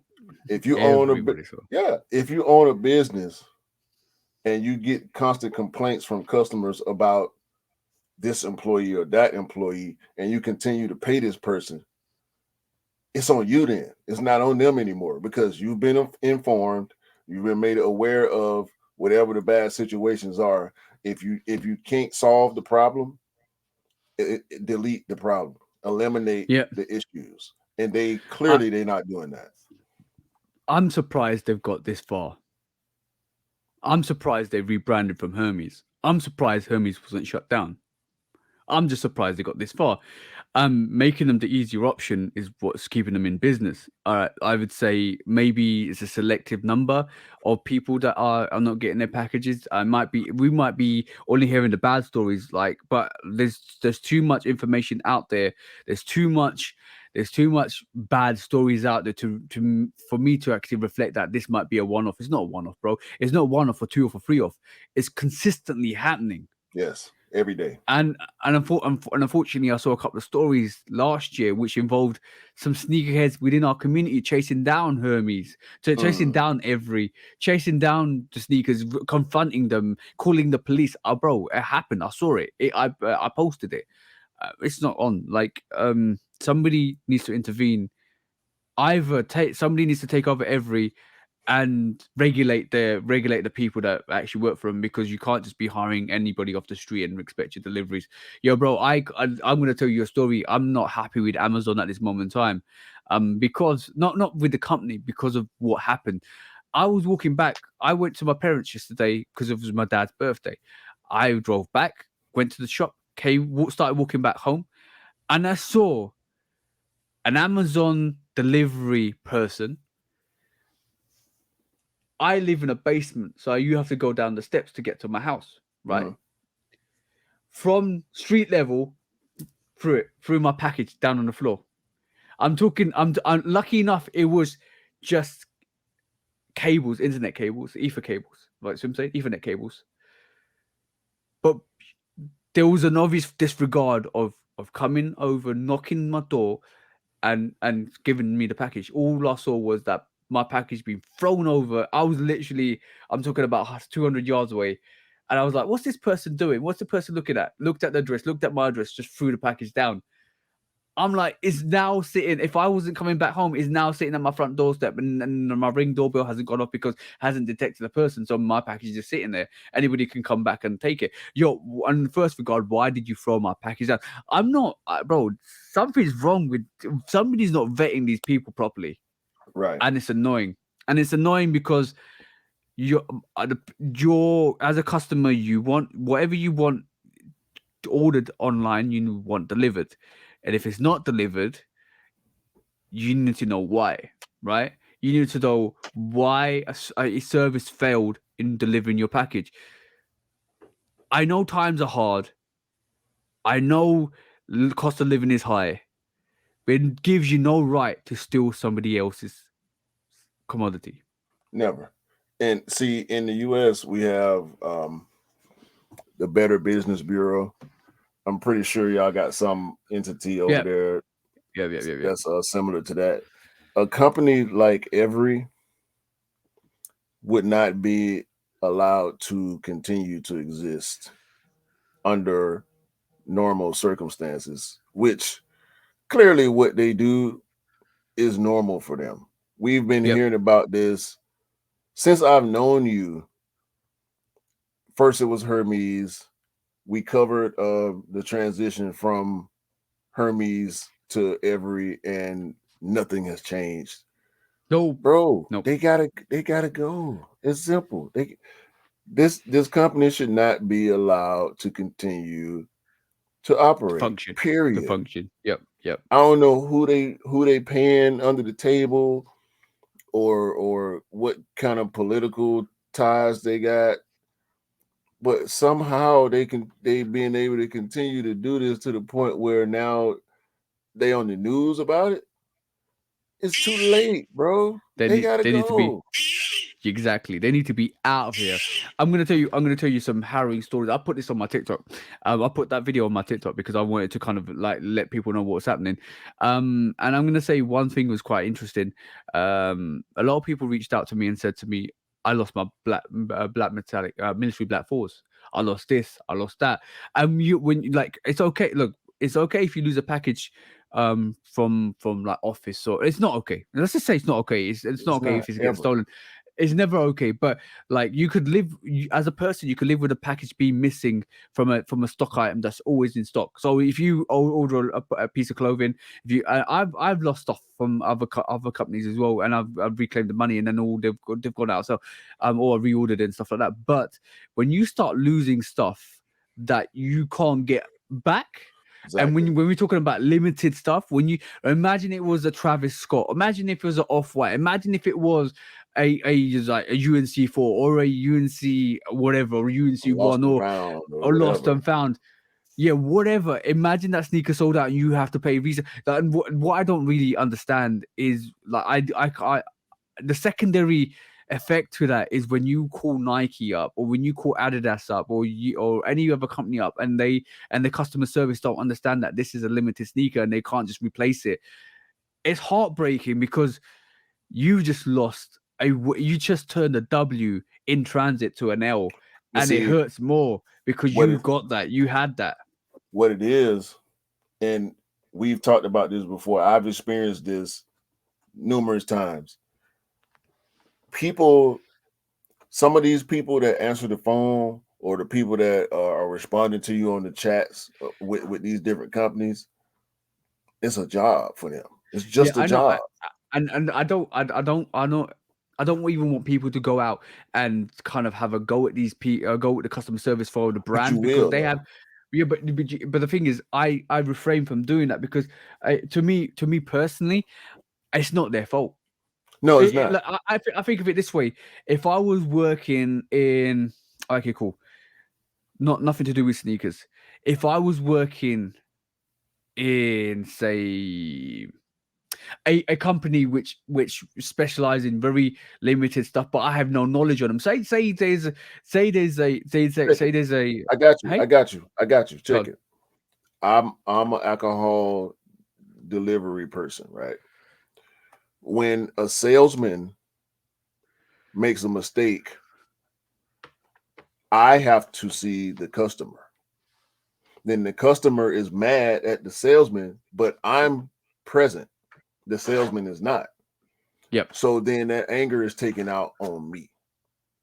That's what you're referring to. When you make an order and something goes wrong in between you making the order and receiving the order, whoever you talk to in the middle is going to get the brunt of that. And I understand it's not their fault. They weren't the ones that made whatever the mistake was. But they are the person that you're in communication with in your moment of anger. And it's up to us as a consumer to curtail that anger. And you want to release it. You know what I'm saying? You want to release it in the moment because most of the time, as soon as you find out that something went wrong, there's the flare up right there. Instant flare up. It's the reactive. It's the reactive passion. It's the reactive anger. It's the caught up in the moment, and you want to take it out on anybody that's associated with that service. I think you need to. I think sometimes you need to take yourself away from that, because the poor person that you're talking to has nothing to do with what's happened to your situation. I've been guilty of that once or twice, but I've actually kind of sit back after it and reflect and said it's not their fault. They have nothing to do with it, and that's a secondary. That's the shrapnel that they get for what the situation happened and for your anger. And unfortunately, that's sometimes you get carried away with that, and there's always going to be a circumstance where you do get carried away with that. But you need to redirect the frustration and anger on the guilty culprits, and that's the company. Exactly. But yeah, Evri need to get out of here, bro. Evri need to just go and be done with it. Be done with it, bro. I'm fed up of hearing about Evri and the bad service. If they don't clean up, you need to. If they don't clean up, they need to be swept up and thrown in the bin. Simple. Burn it down, bro. Burning down the barn. Burn it down. Next main topic is quite an interesting one, bro. Interesting. I'm gonna start off with saying what I said in my sneaker news because this to me, I found it funny. I don't know if you've seen it, but I found it funny. I just said SneakerCon are investigating mystery box raffles as some customers were bewildered by the sneakers offered. Some people believe the mystery box was a sneaker con. Mm-hmm. There you go, bro. So, and I love the way Nice Kicks framed this. Yeah, this is excellent journalism from Nice Kicks. So SneakerCon issues statement about mystery box game, right? Yeah. We are aware of mystery boxes put together at our events. and are currently assessing the situation. Sure, you are. You're aware, but now you're assessing the situation. That's kind of an oxymoron to me. The way the way it's put. SneakerCon's objective is to create a safe and welcoming environment for all attendees, and blah blah blah blah blah. Okay, I'm gonna say quickly, when you were reading the first paragraph out, instantly thought of the Balenciaga situation, instantly thought of the Adidas Kanye situation. What is it with these companies to say we need to assess this? You should have assessed it already and then made your decision. That's all I'm saying. Because like I'm gonna what I saw last week. I'm trying to get my words out because I'm just really like I'm just astonished at what happened last week, because last week we saw a lot of people get some camo dunks and panda dunks, and they gave $300 for the mystery box. No. Let's check it out. Let's check it out. Let's go and check it out, bro. On the back end of like a lot of people's like TikToks and people doing reaction videos and whatever, but people don't like showing the good boxes with like the Travis Scotts, with the Lost and Founds 2 months early, with the Off-White Air Forces. People like showing the Pandas and other stuff, but it's a gamble. You guys, every box can't be a hit. So here you got a 1 in 3 shot. Normally it's been a 1 in 4. Normally it's been 25%. This time we upped it to 33%, and we put 2 grand prizes for a 1-day show. I know we've Okay, cool. I'm gonna my instant reaction to that is right. Cool. I'm gonna say this. I'd rather have a 1 in 4 shot and get a sneaker that is dope, right? In that 1 in 4 shot, because like you're talking about downgrading, because like you've reduced the gamble, but you decrease the quality of the sneaker for that other two. Bro. And that's what I don't like. That's what I don't understand. Because like if it was a 1 in 4 shot, maybe the sneakers would have been better. Look at the code of conduct. No gambling. Yeah. So you can't gamble, but they can. Yeah, but you know what? It's really interesting. Remember when sneaker YouTubers were going through and doing the gamble, heads or tails. I'll pay you this much, or you pay me this much for heads or tails. That's a gamble, bro. That's the gamble. You should be doing that. But they do it themselves. This is why all the backlash that they're getting is warranted, because you will prevent people from gambling so you can gamble. Yeah. It's not a good look, bro. Whether it's legal or not, they got it in their code of conduct. This is posted. Go to the clip where he does say where he does say that. Yeah. I know we've been on the back end of like a lot of people's like TikToks and people doing reaction videos and whatever, but people don't like showing the good boxes with like the Travis Scotts, with the Lost and Founds 2 months early, with the Off-White Air Forces. People like showing the Pandas and other stuff, but it's a gamble. It's a gamble. He said it verbatim. Now, my name is Darlin. I'm from here, and Fort Lauderdale. Hey, let's go, bro. Pause it. Look at the guy's girlfriend. It's probably guys, either his girlfriend or his sister or his cousin. But look at her face when he pulls the box out. Yeah, it's a face of like. Hey, are you serious? A dunk of some sort. Little mini dunk box. Little mini dunk box. I'll take anything. Pulls it as soon as it pulls out. Look at her face. Look at her face. She's like, "Are you serious? I just paid $300 for a sneaker that actually went on sale, bro." Mm-hmm. It's still on sale right now. Still on sale. Like, you can't tell me that's 2 months early, bro. That sneaker's probably worth what? $80? No. $92. $92, bro. He just lost. Look, This is the tag that they have on that shoe. $300. Yo, bro, that's a cap, bro. That's not worth $300. Stock, like, bro. Even though we don't like stock, but it's a good monetary system where you can check the sneaker value. And bro, it's $92. How you classifying that as a $300 sneaker? Because it's not a $300 sneaker, bro. It's not at all. Hey, remind the camera your name and where you're from. Wait, hold on. Wait. Mom wants to record. Come on, Mom. Black fans. Yeah. We don't have to watch the whole video. That's the shoe he got. $500 value for, and the last sale was actually $630 for the size that he won. But they spent $300 and got a $500 shoe. Okay, cool. This is where I got a problem now, right? Look, It's a gamble. Of course it is. It's a gamble. It's a gamble. It's a gamble.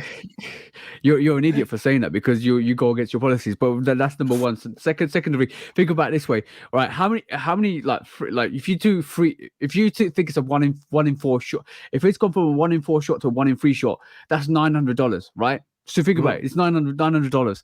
So that sneakers, let's just say that sneaker they got for $500, right? Because basically they would undercut the person that they bought the sneaker from anyway. So that's $500, right? So you got $400.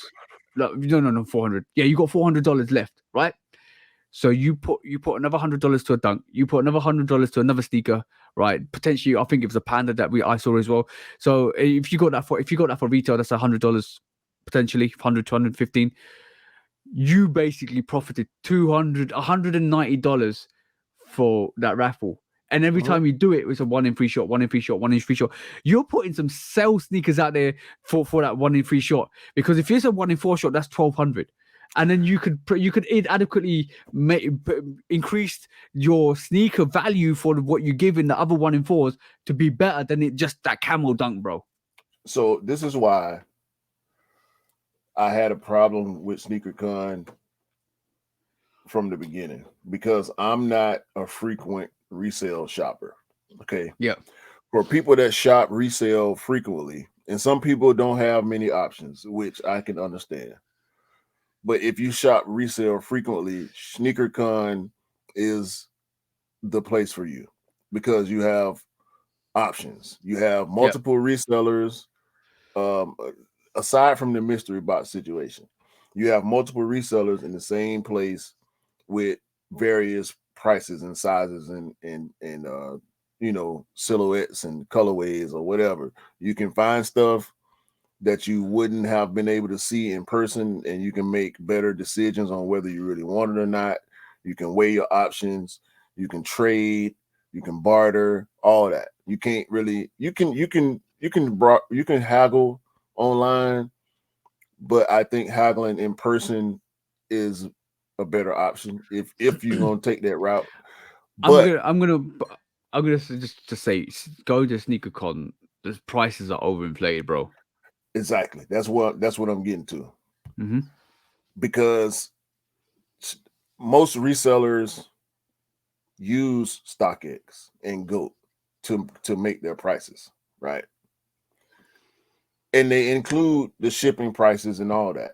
They include the final checkout price. The price that you see most of the time when you go on GOAT or StockX or Flight Club or whatever, the initial price that you see goes up once you initiate the sale, right? You add it to your cart, then you go and you see the shipping prices and the processing fees and all that. All those numbers are added up and put into the final price at these resale tables, because these people have to transport this stuff. They have to set it up and all that. I understand. They have to also pay the commission for their stall as well, because that's another cost that they had. Yeah. SneakerCon is now taking advantage of everything that goes on at SneakerCon. Unfortunately, that instead of being the platform, they want to be a participant also. Yeah, unfortunately, what's happened with that is like the more and more this evidence is coming out, the more and more this bad practices are happening at SneakerCon. It is literally becoming the emphasis on that con, bro. I'm gonna say I've been to SneakerCon when it first came here in the UK, way back. And I wasn't impressed. This is when the Zebras second time retroed, and the Zebras were going for like £300 or £400 online.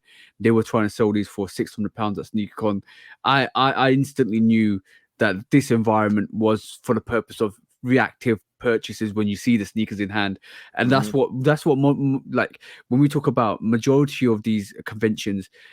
Why don't we have a convention of where, like, you know what would be a better convention?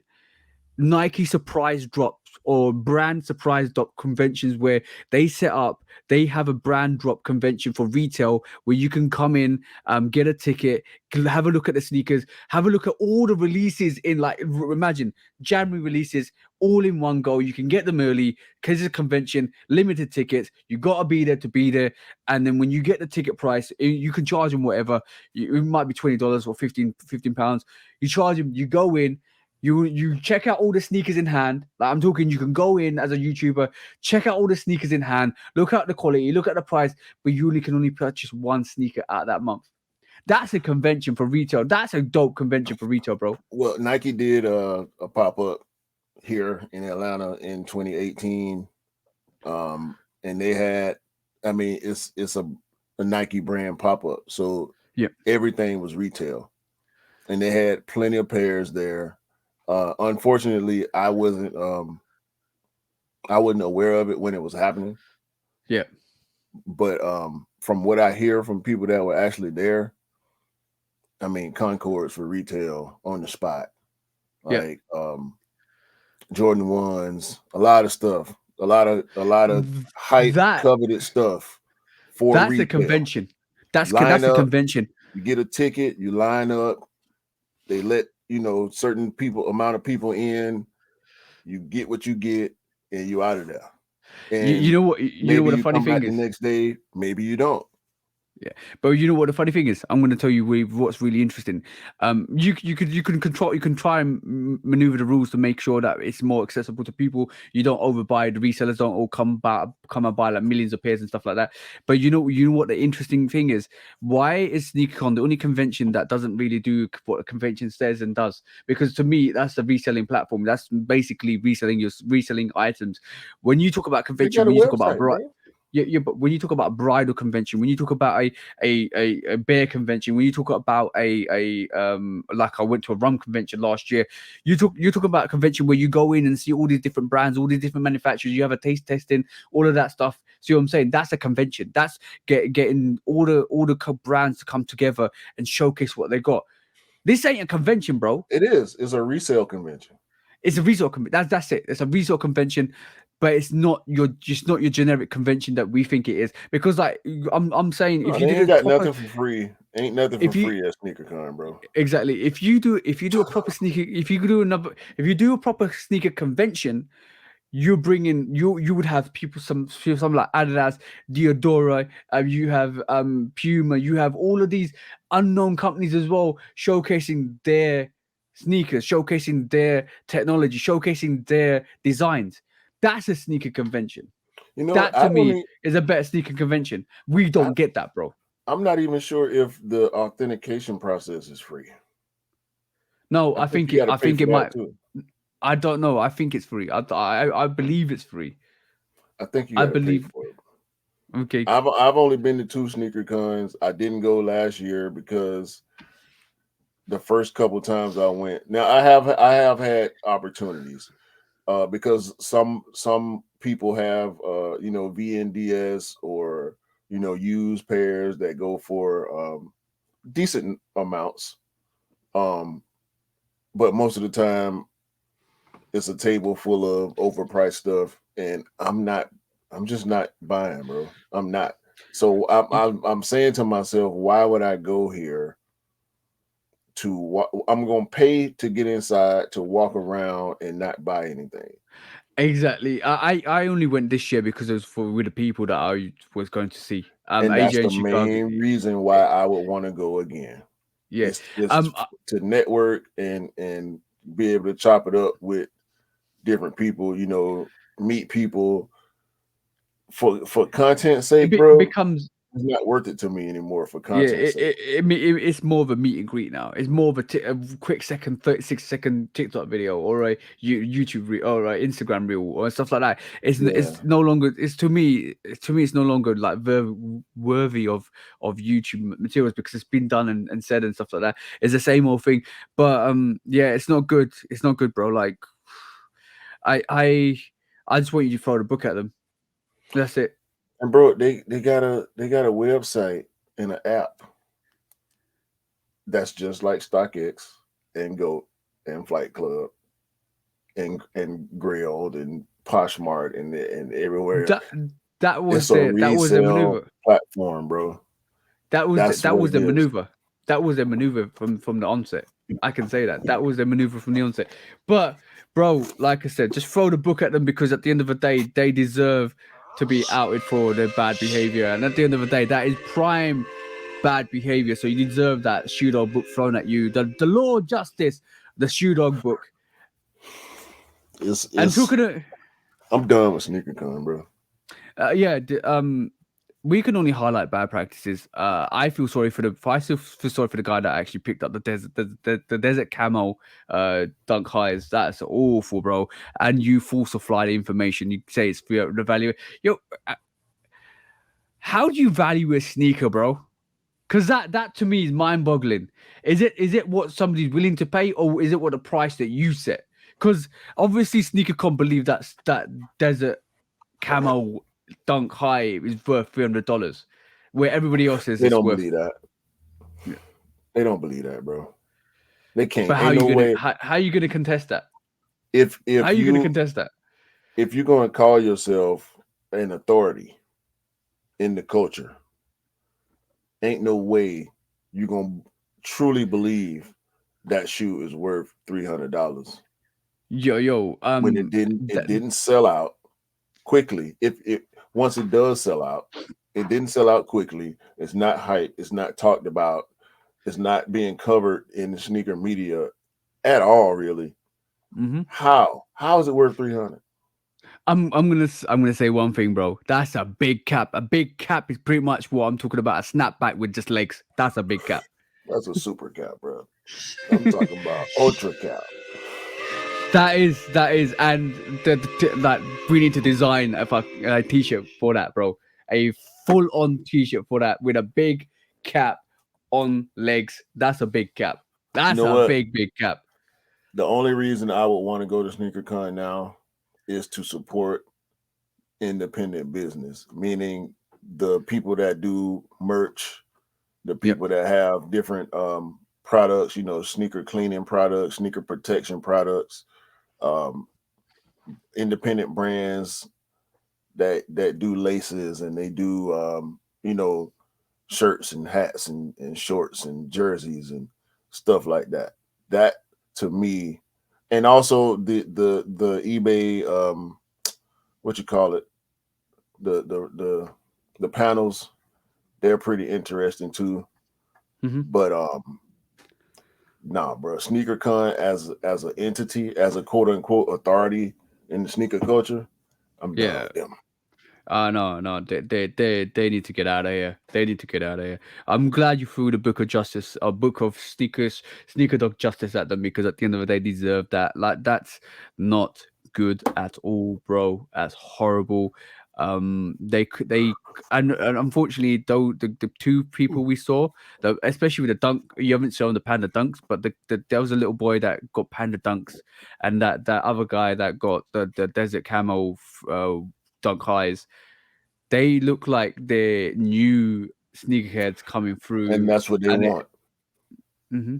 That's what they want, and to them, it's a victimless crime because they're preying on vulnerable people. Yes, we know better. 100%. If I was going for a mystery box, I would never do a mystery box. By the way, not at a convention like that. I might order a mystery box one day, and see what we get and rate them. But I'll never go to a convention do a mystery box, because if I was in that situation, I would be ramping, bro. That sneaker would be wrapped around that guy's head, bro. I don't ramp like that. I do not respect that bro, at all. I don't know why you're laughing because I will be doing that because I'm not accepting. I'm not giving $300 for a sale sneaker, bro. What kind of raffle is that? Yo, it's like guess where the money is. Guess where the money is, bro. What hand man? Yo, I'm not taking that gamble. That's absolutely ridiculous. No, I just imagine you actually wrapping the sneaker around somebody's head. That's why I started laughing, man. Anyway, man, yeah, sneaker con, y'all need to stop, bro. Stop trying to con the sneaker community. And Exactly. on that note, let's get into the Burning final down the barn. the final situation. Yes, bro. When resale is too high. Damn resellers. Order. When hype beats go too far. These damn hype beasts. Order in the court. Order. The back door opens. Guilty. It's time for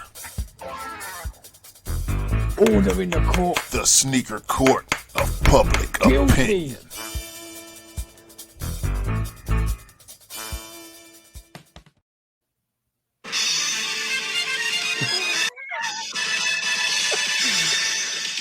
Guilty. Today I'm coming back with the hunter's helmet because we're hunting back and freeing these animals from this situation with obviously being the judge of public opinion because obviously we are going hunting and judging at the same time, bro.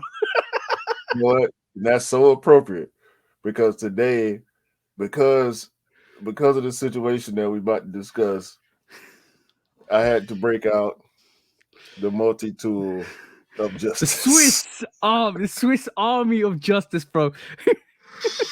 Because we're gonna need every tool on this knife to get to the bottom of this situation. So to get to the bottom of this situation is very complex. I'm going to talk about some very no, I don't believe in this subject. I don't believe that this should be happening in the sneaker community themselves because I do not like the fact that this actually happens a lot. And when I talk about a lot, this situation, I put a TikTok up because if you guys didn't know, last week the Travis Scott Jordan 1 Low Black Phantom restocked on size, but it was a secret raffle. It was so underhanded. It was so limited that size didn't actually put a go and click here, go do this, go do that.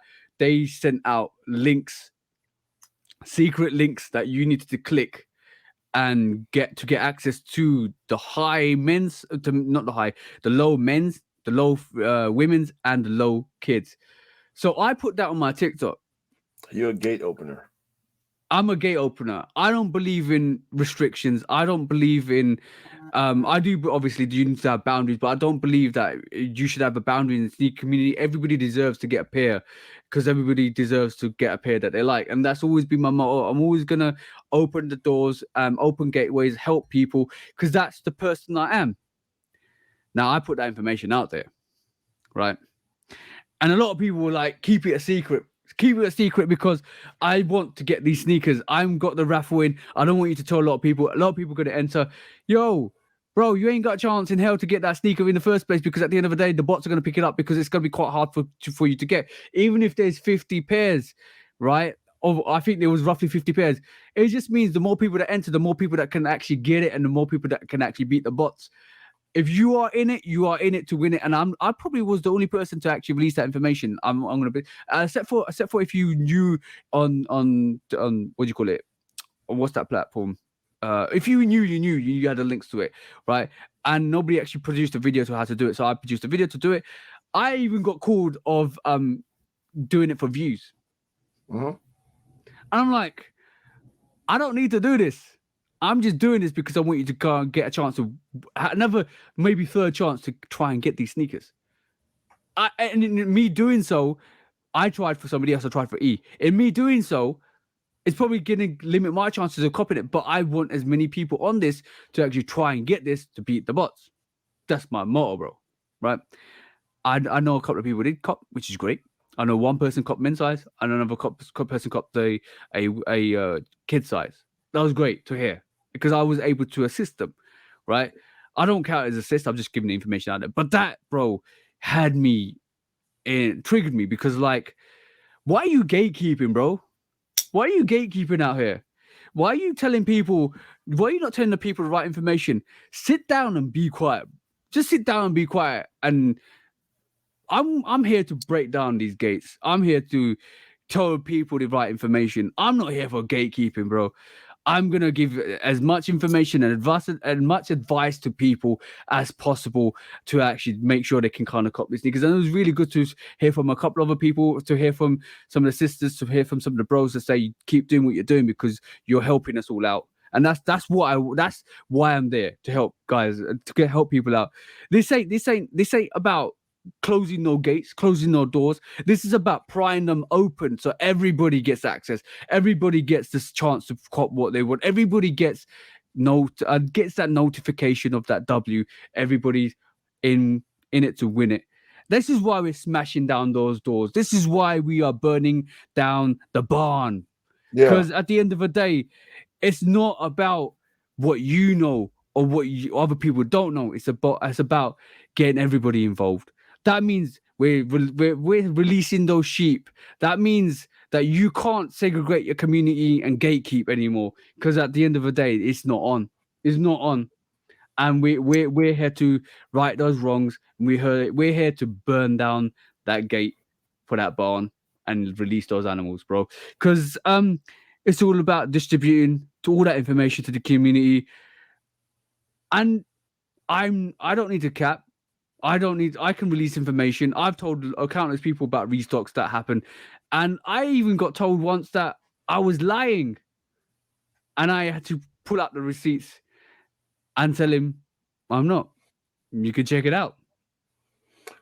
So you've been accused of lying by someone who doesn't necessarily believe you, or somebody who doesn't want you to put out the information? No. So I got accused of lying to the point where somebody said to me that it never released, and I had to drop the receipts.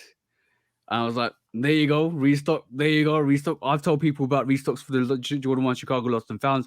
I told people restocks about the Syracuse Dunks. I told people about the all the restocks, because basically, like, some people aren't aware, and like some real sneakerheads might be saying to me, why are you doing this? Because you're stopping the access for us that we want.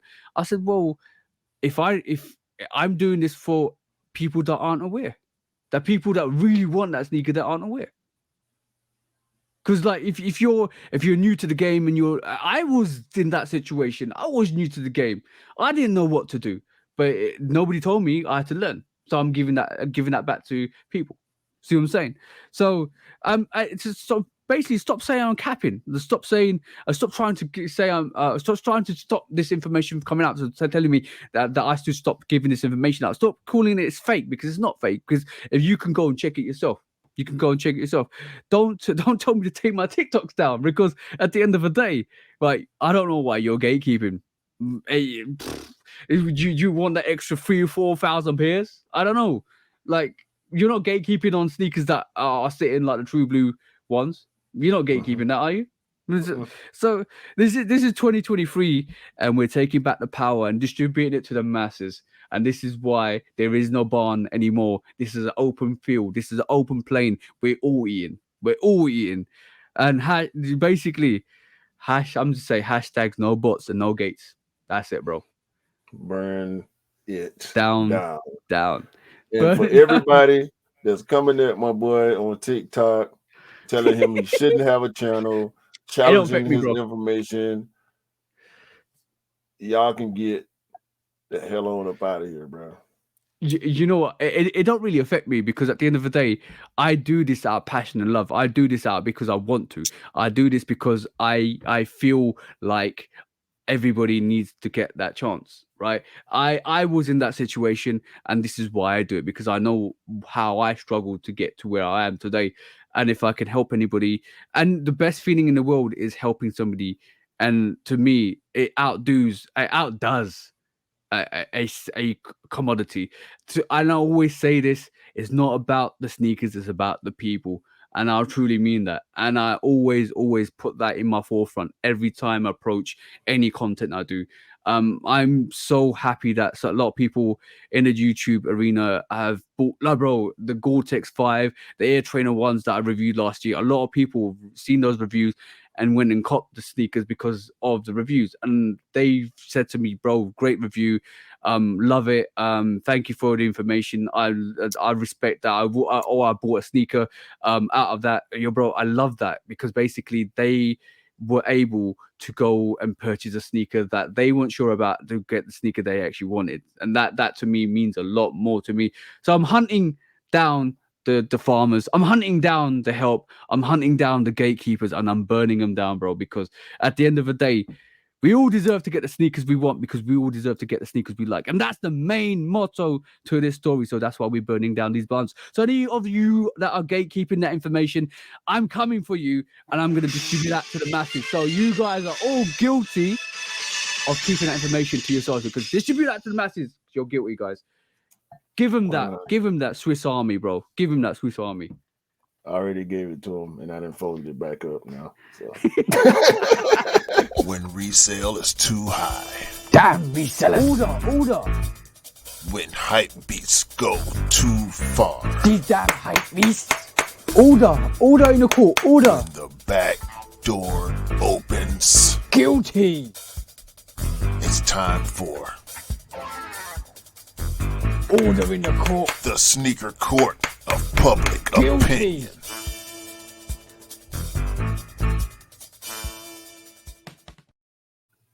Hey, bro. So yeah, I've got thick skin. I'm at an age where I don't really care what people say, what people want me to do. I just do what I want to do, and that's always what I'm gonna be. So it doesn't fit me, but online bullying, and online harassment, and online just behavior, it needs to be eradicated. Telling somebody to stop doing something because they're passionate about it is a big reflection on you as a person, because obviously you aren't satisfied with your life. Well, next comes the slander, and that's when we're gonna have to get proactive. So hopefully these people will just keep themselves, dog. I mean, and the thing is, these same people will take the information from you, and then because they now have the information, they want you to stop. They want you to just give them the information and not everybody else. So yeah, it's a real bad oxymoron, bro. You didn't know, you found out from me, but since now you know, you don't want nobody else to know. You want to be the only one that know. No, bro, that ain't how that works. What makes you so special? Exactly. What makes you so special? Like at the end of the day, I know it's difficult to get sneakers. I know why you want to put these gates up. I know why, when, how, where, all of that stuff. What I'm basically saying to you is, you can't stop people going for raffles that they really want sneakers for. It's not for your sake. The likelihood of you copying that sneaker is not dependent on how many people enter. I'm gonna say a lot of people will enter like multitude of times, right? It doesn't stop you. It doesn't hinder your chances at the slightest. If you're gonna get it, you're gonna get it. If you're not gonna get it, you're not gonna get it. You're. It is what it is, bro. It is what it is. Yeah.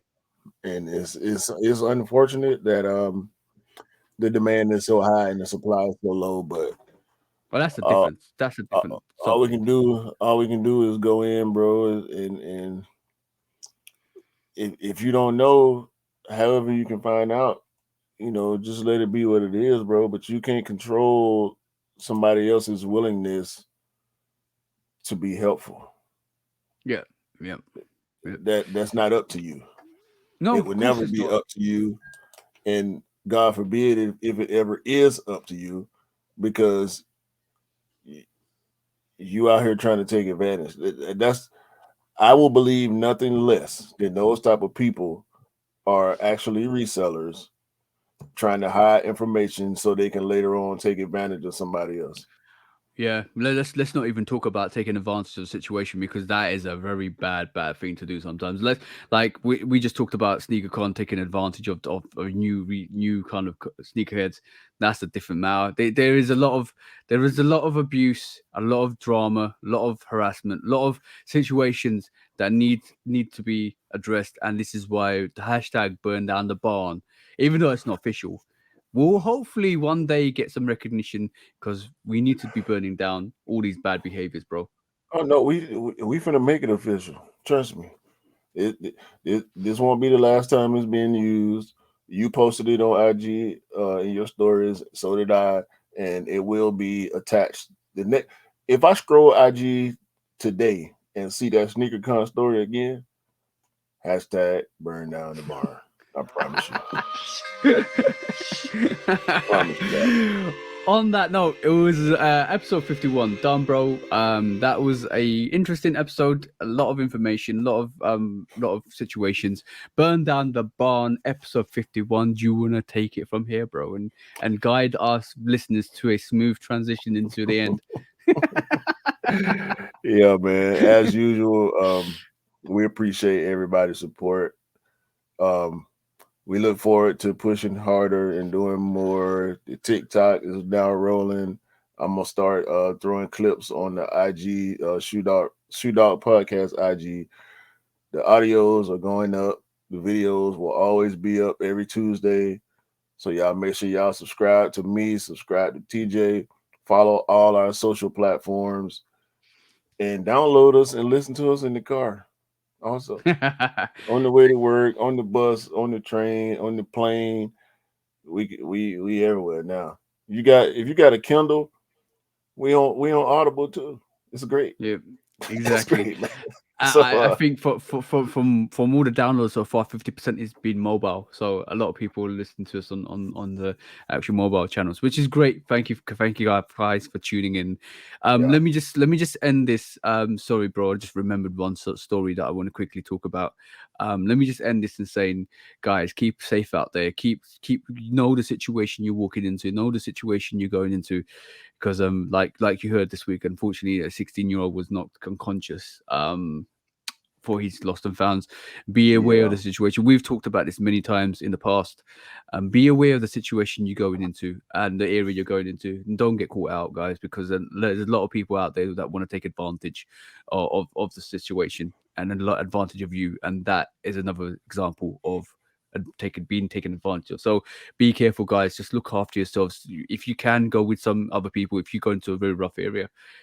Sneakers are a commodity, sneakers are an asset, and this is the consequences and side effects of that situation. So be careful. Shout out to that kid, man. We wish him a speedy recovery, and hopefully the guys, 5 or 6 guys that perpetrated this assault for leather and rubber, face the necessary consequences. Yeah, I read a bit about it, bro. It was bad, really bad. So be careful, guys. Be careful, man. Hopefully everybody out there can get the sneakers they want, because everybody deserves to cop the sneakers they like, such as Jordan 35. Really hot some rules. I'm about to get me some rules, bro. Can't nobody stop me from getting rules. You can't keep my rules. We out here, Peace out.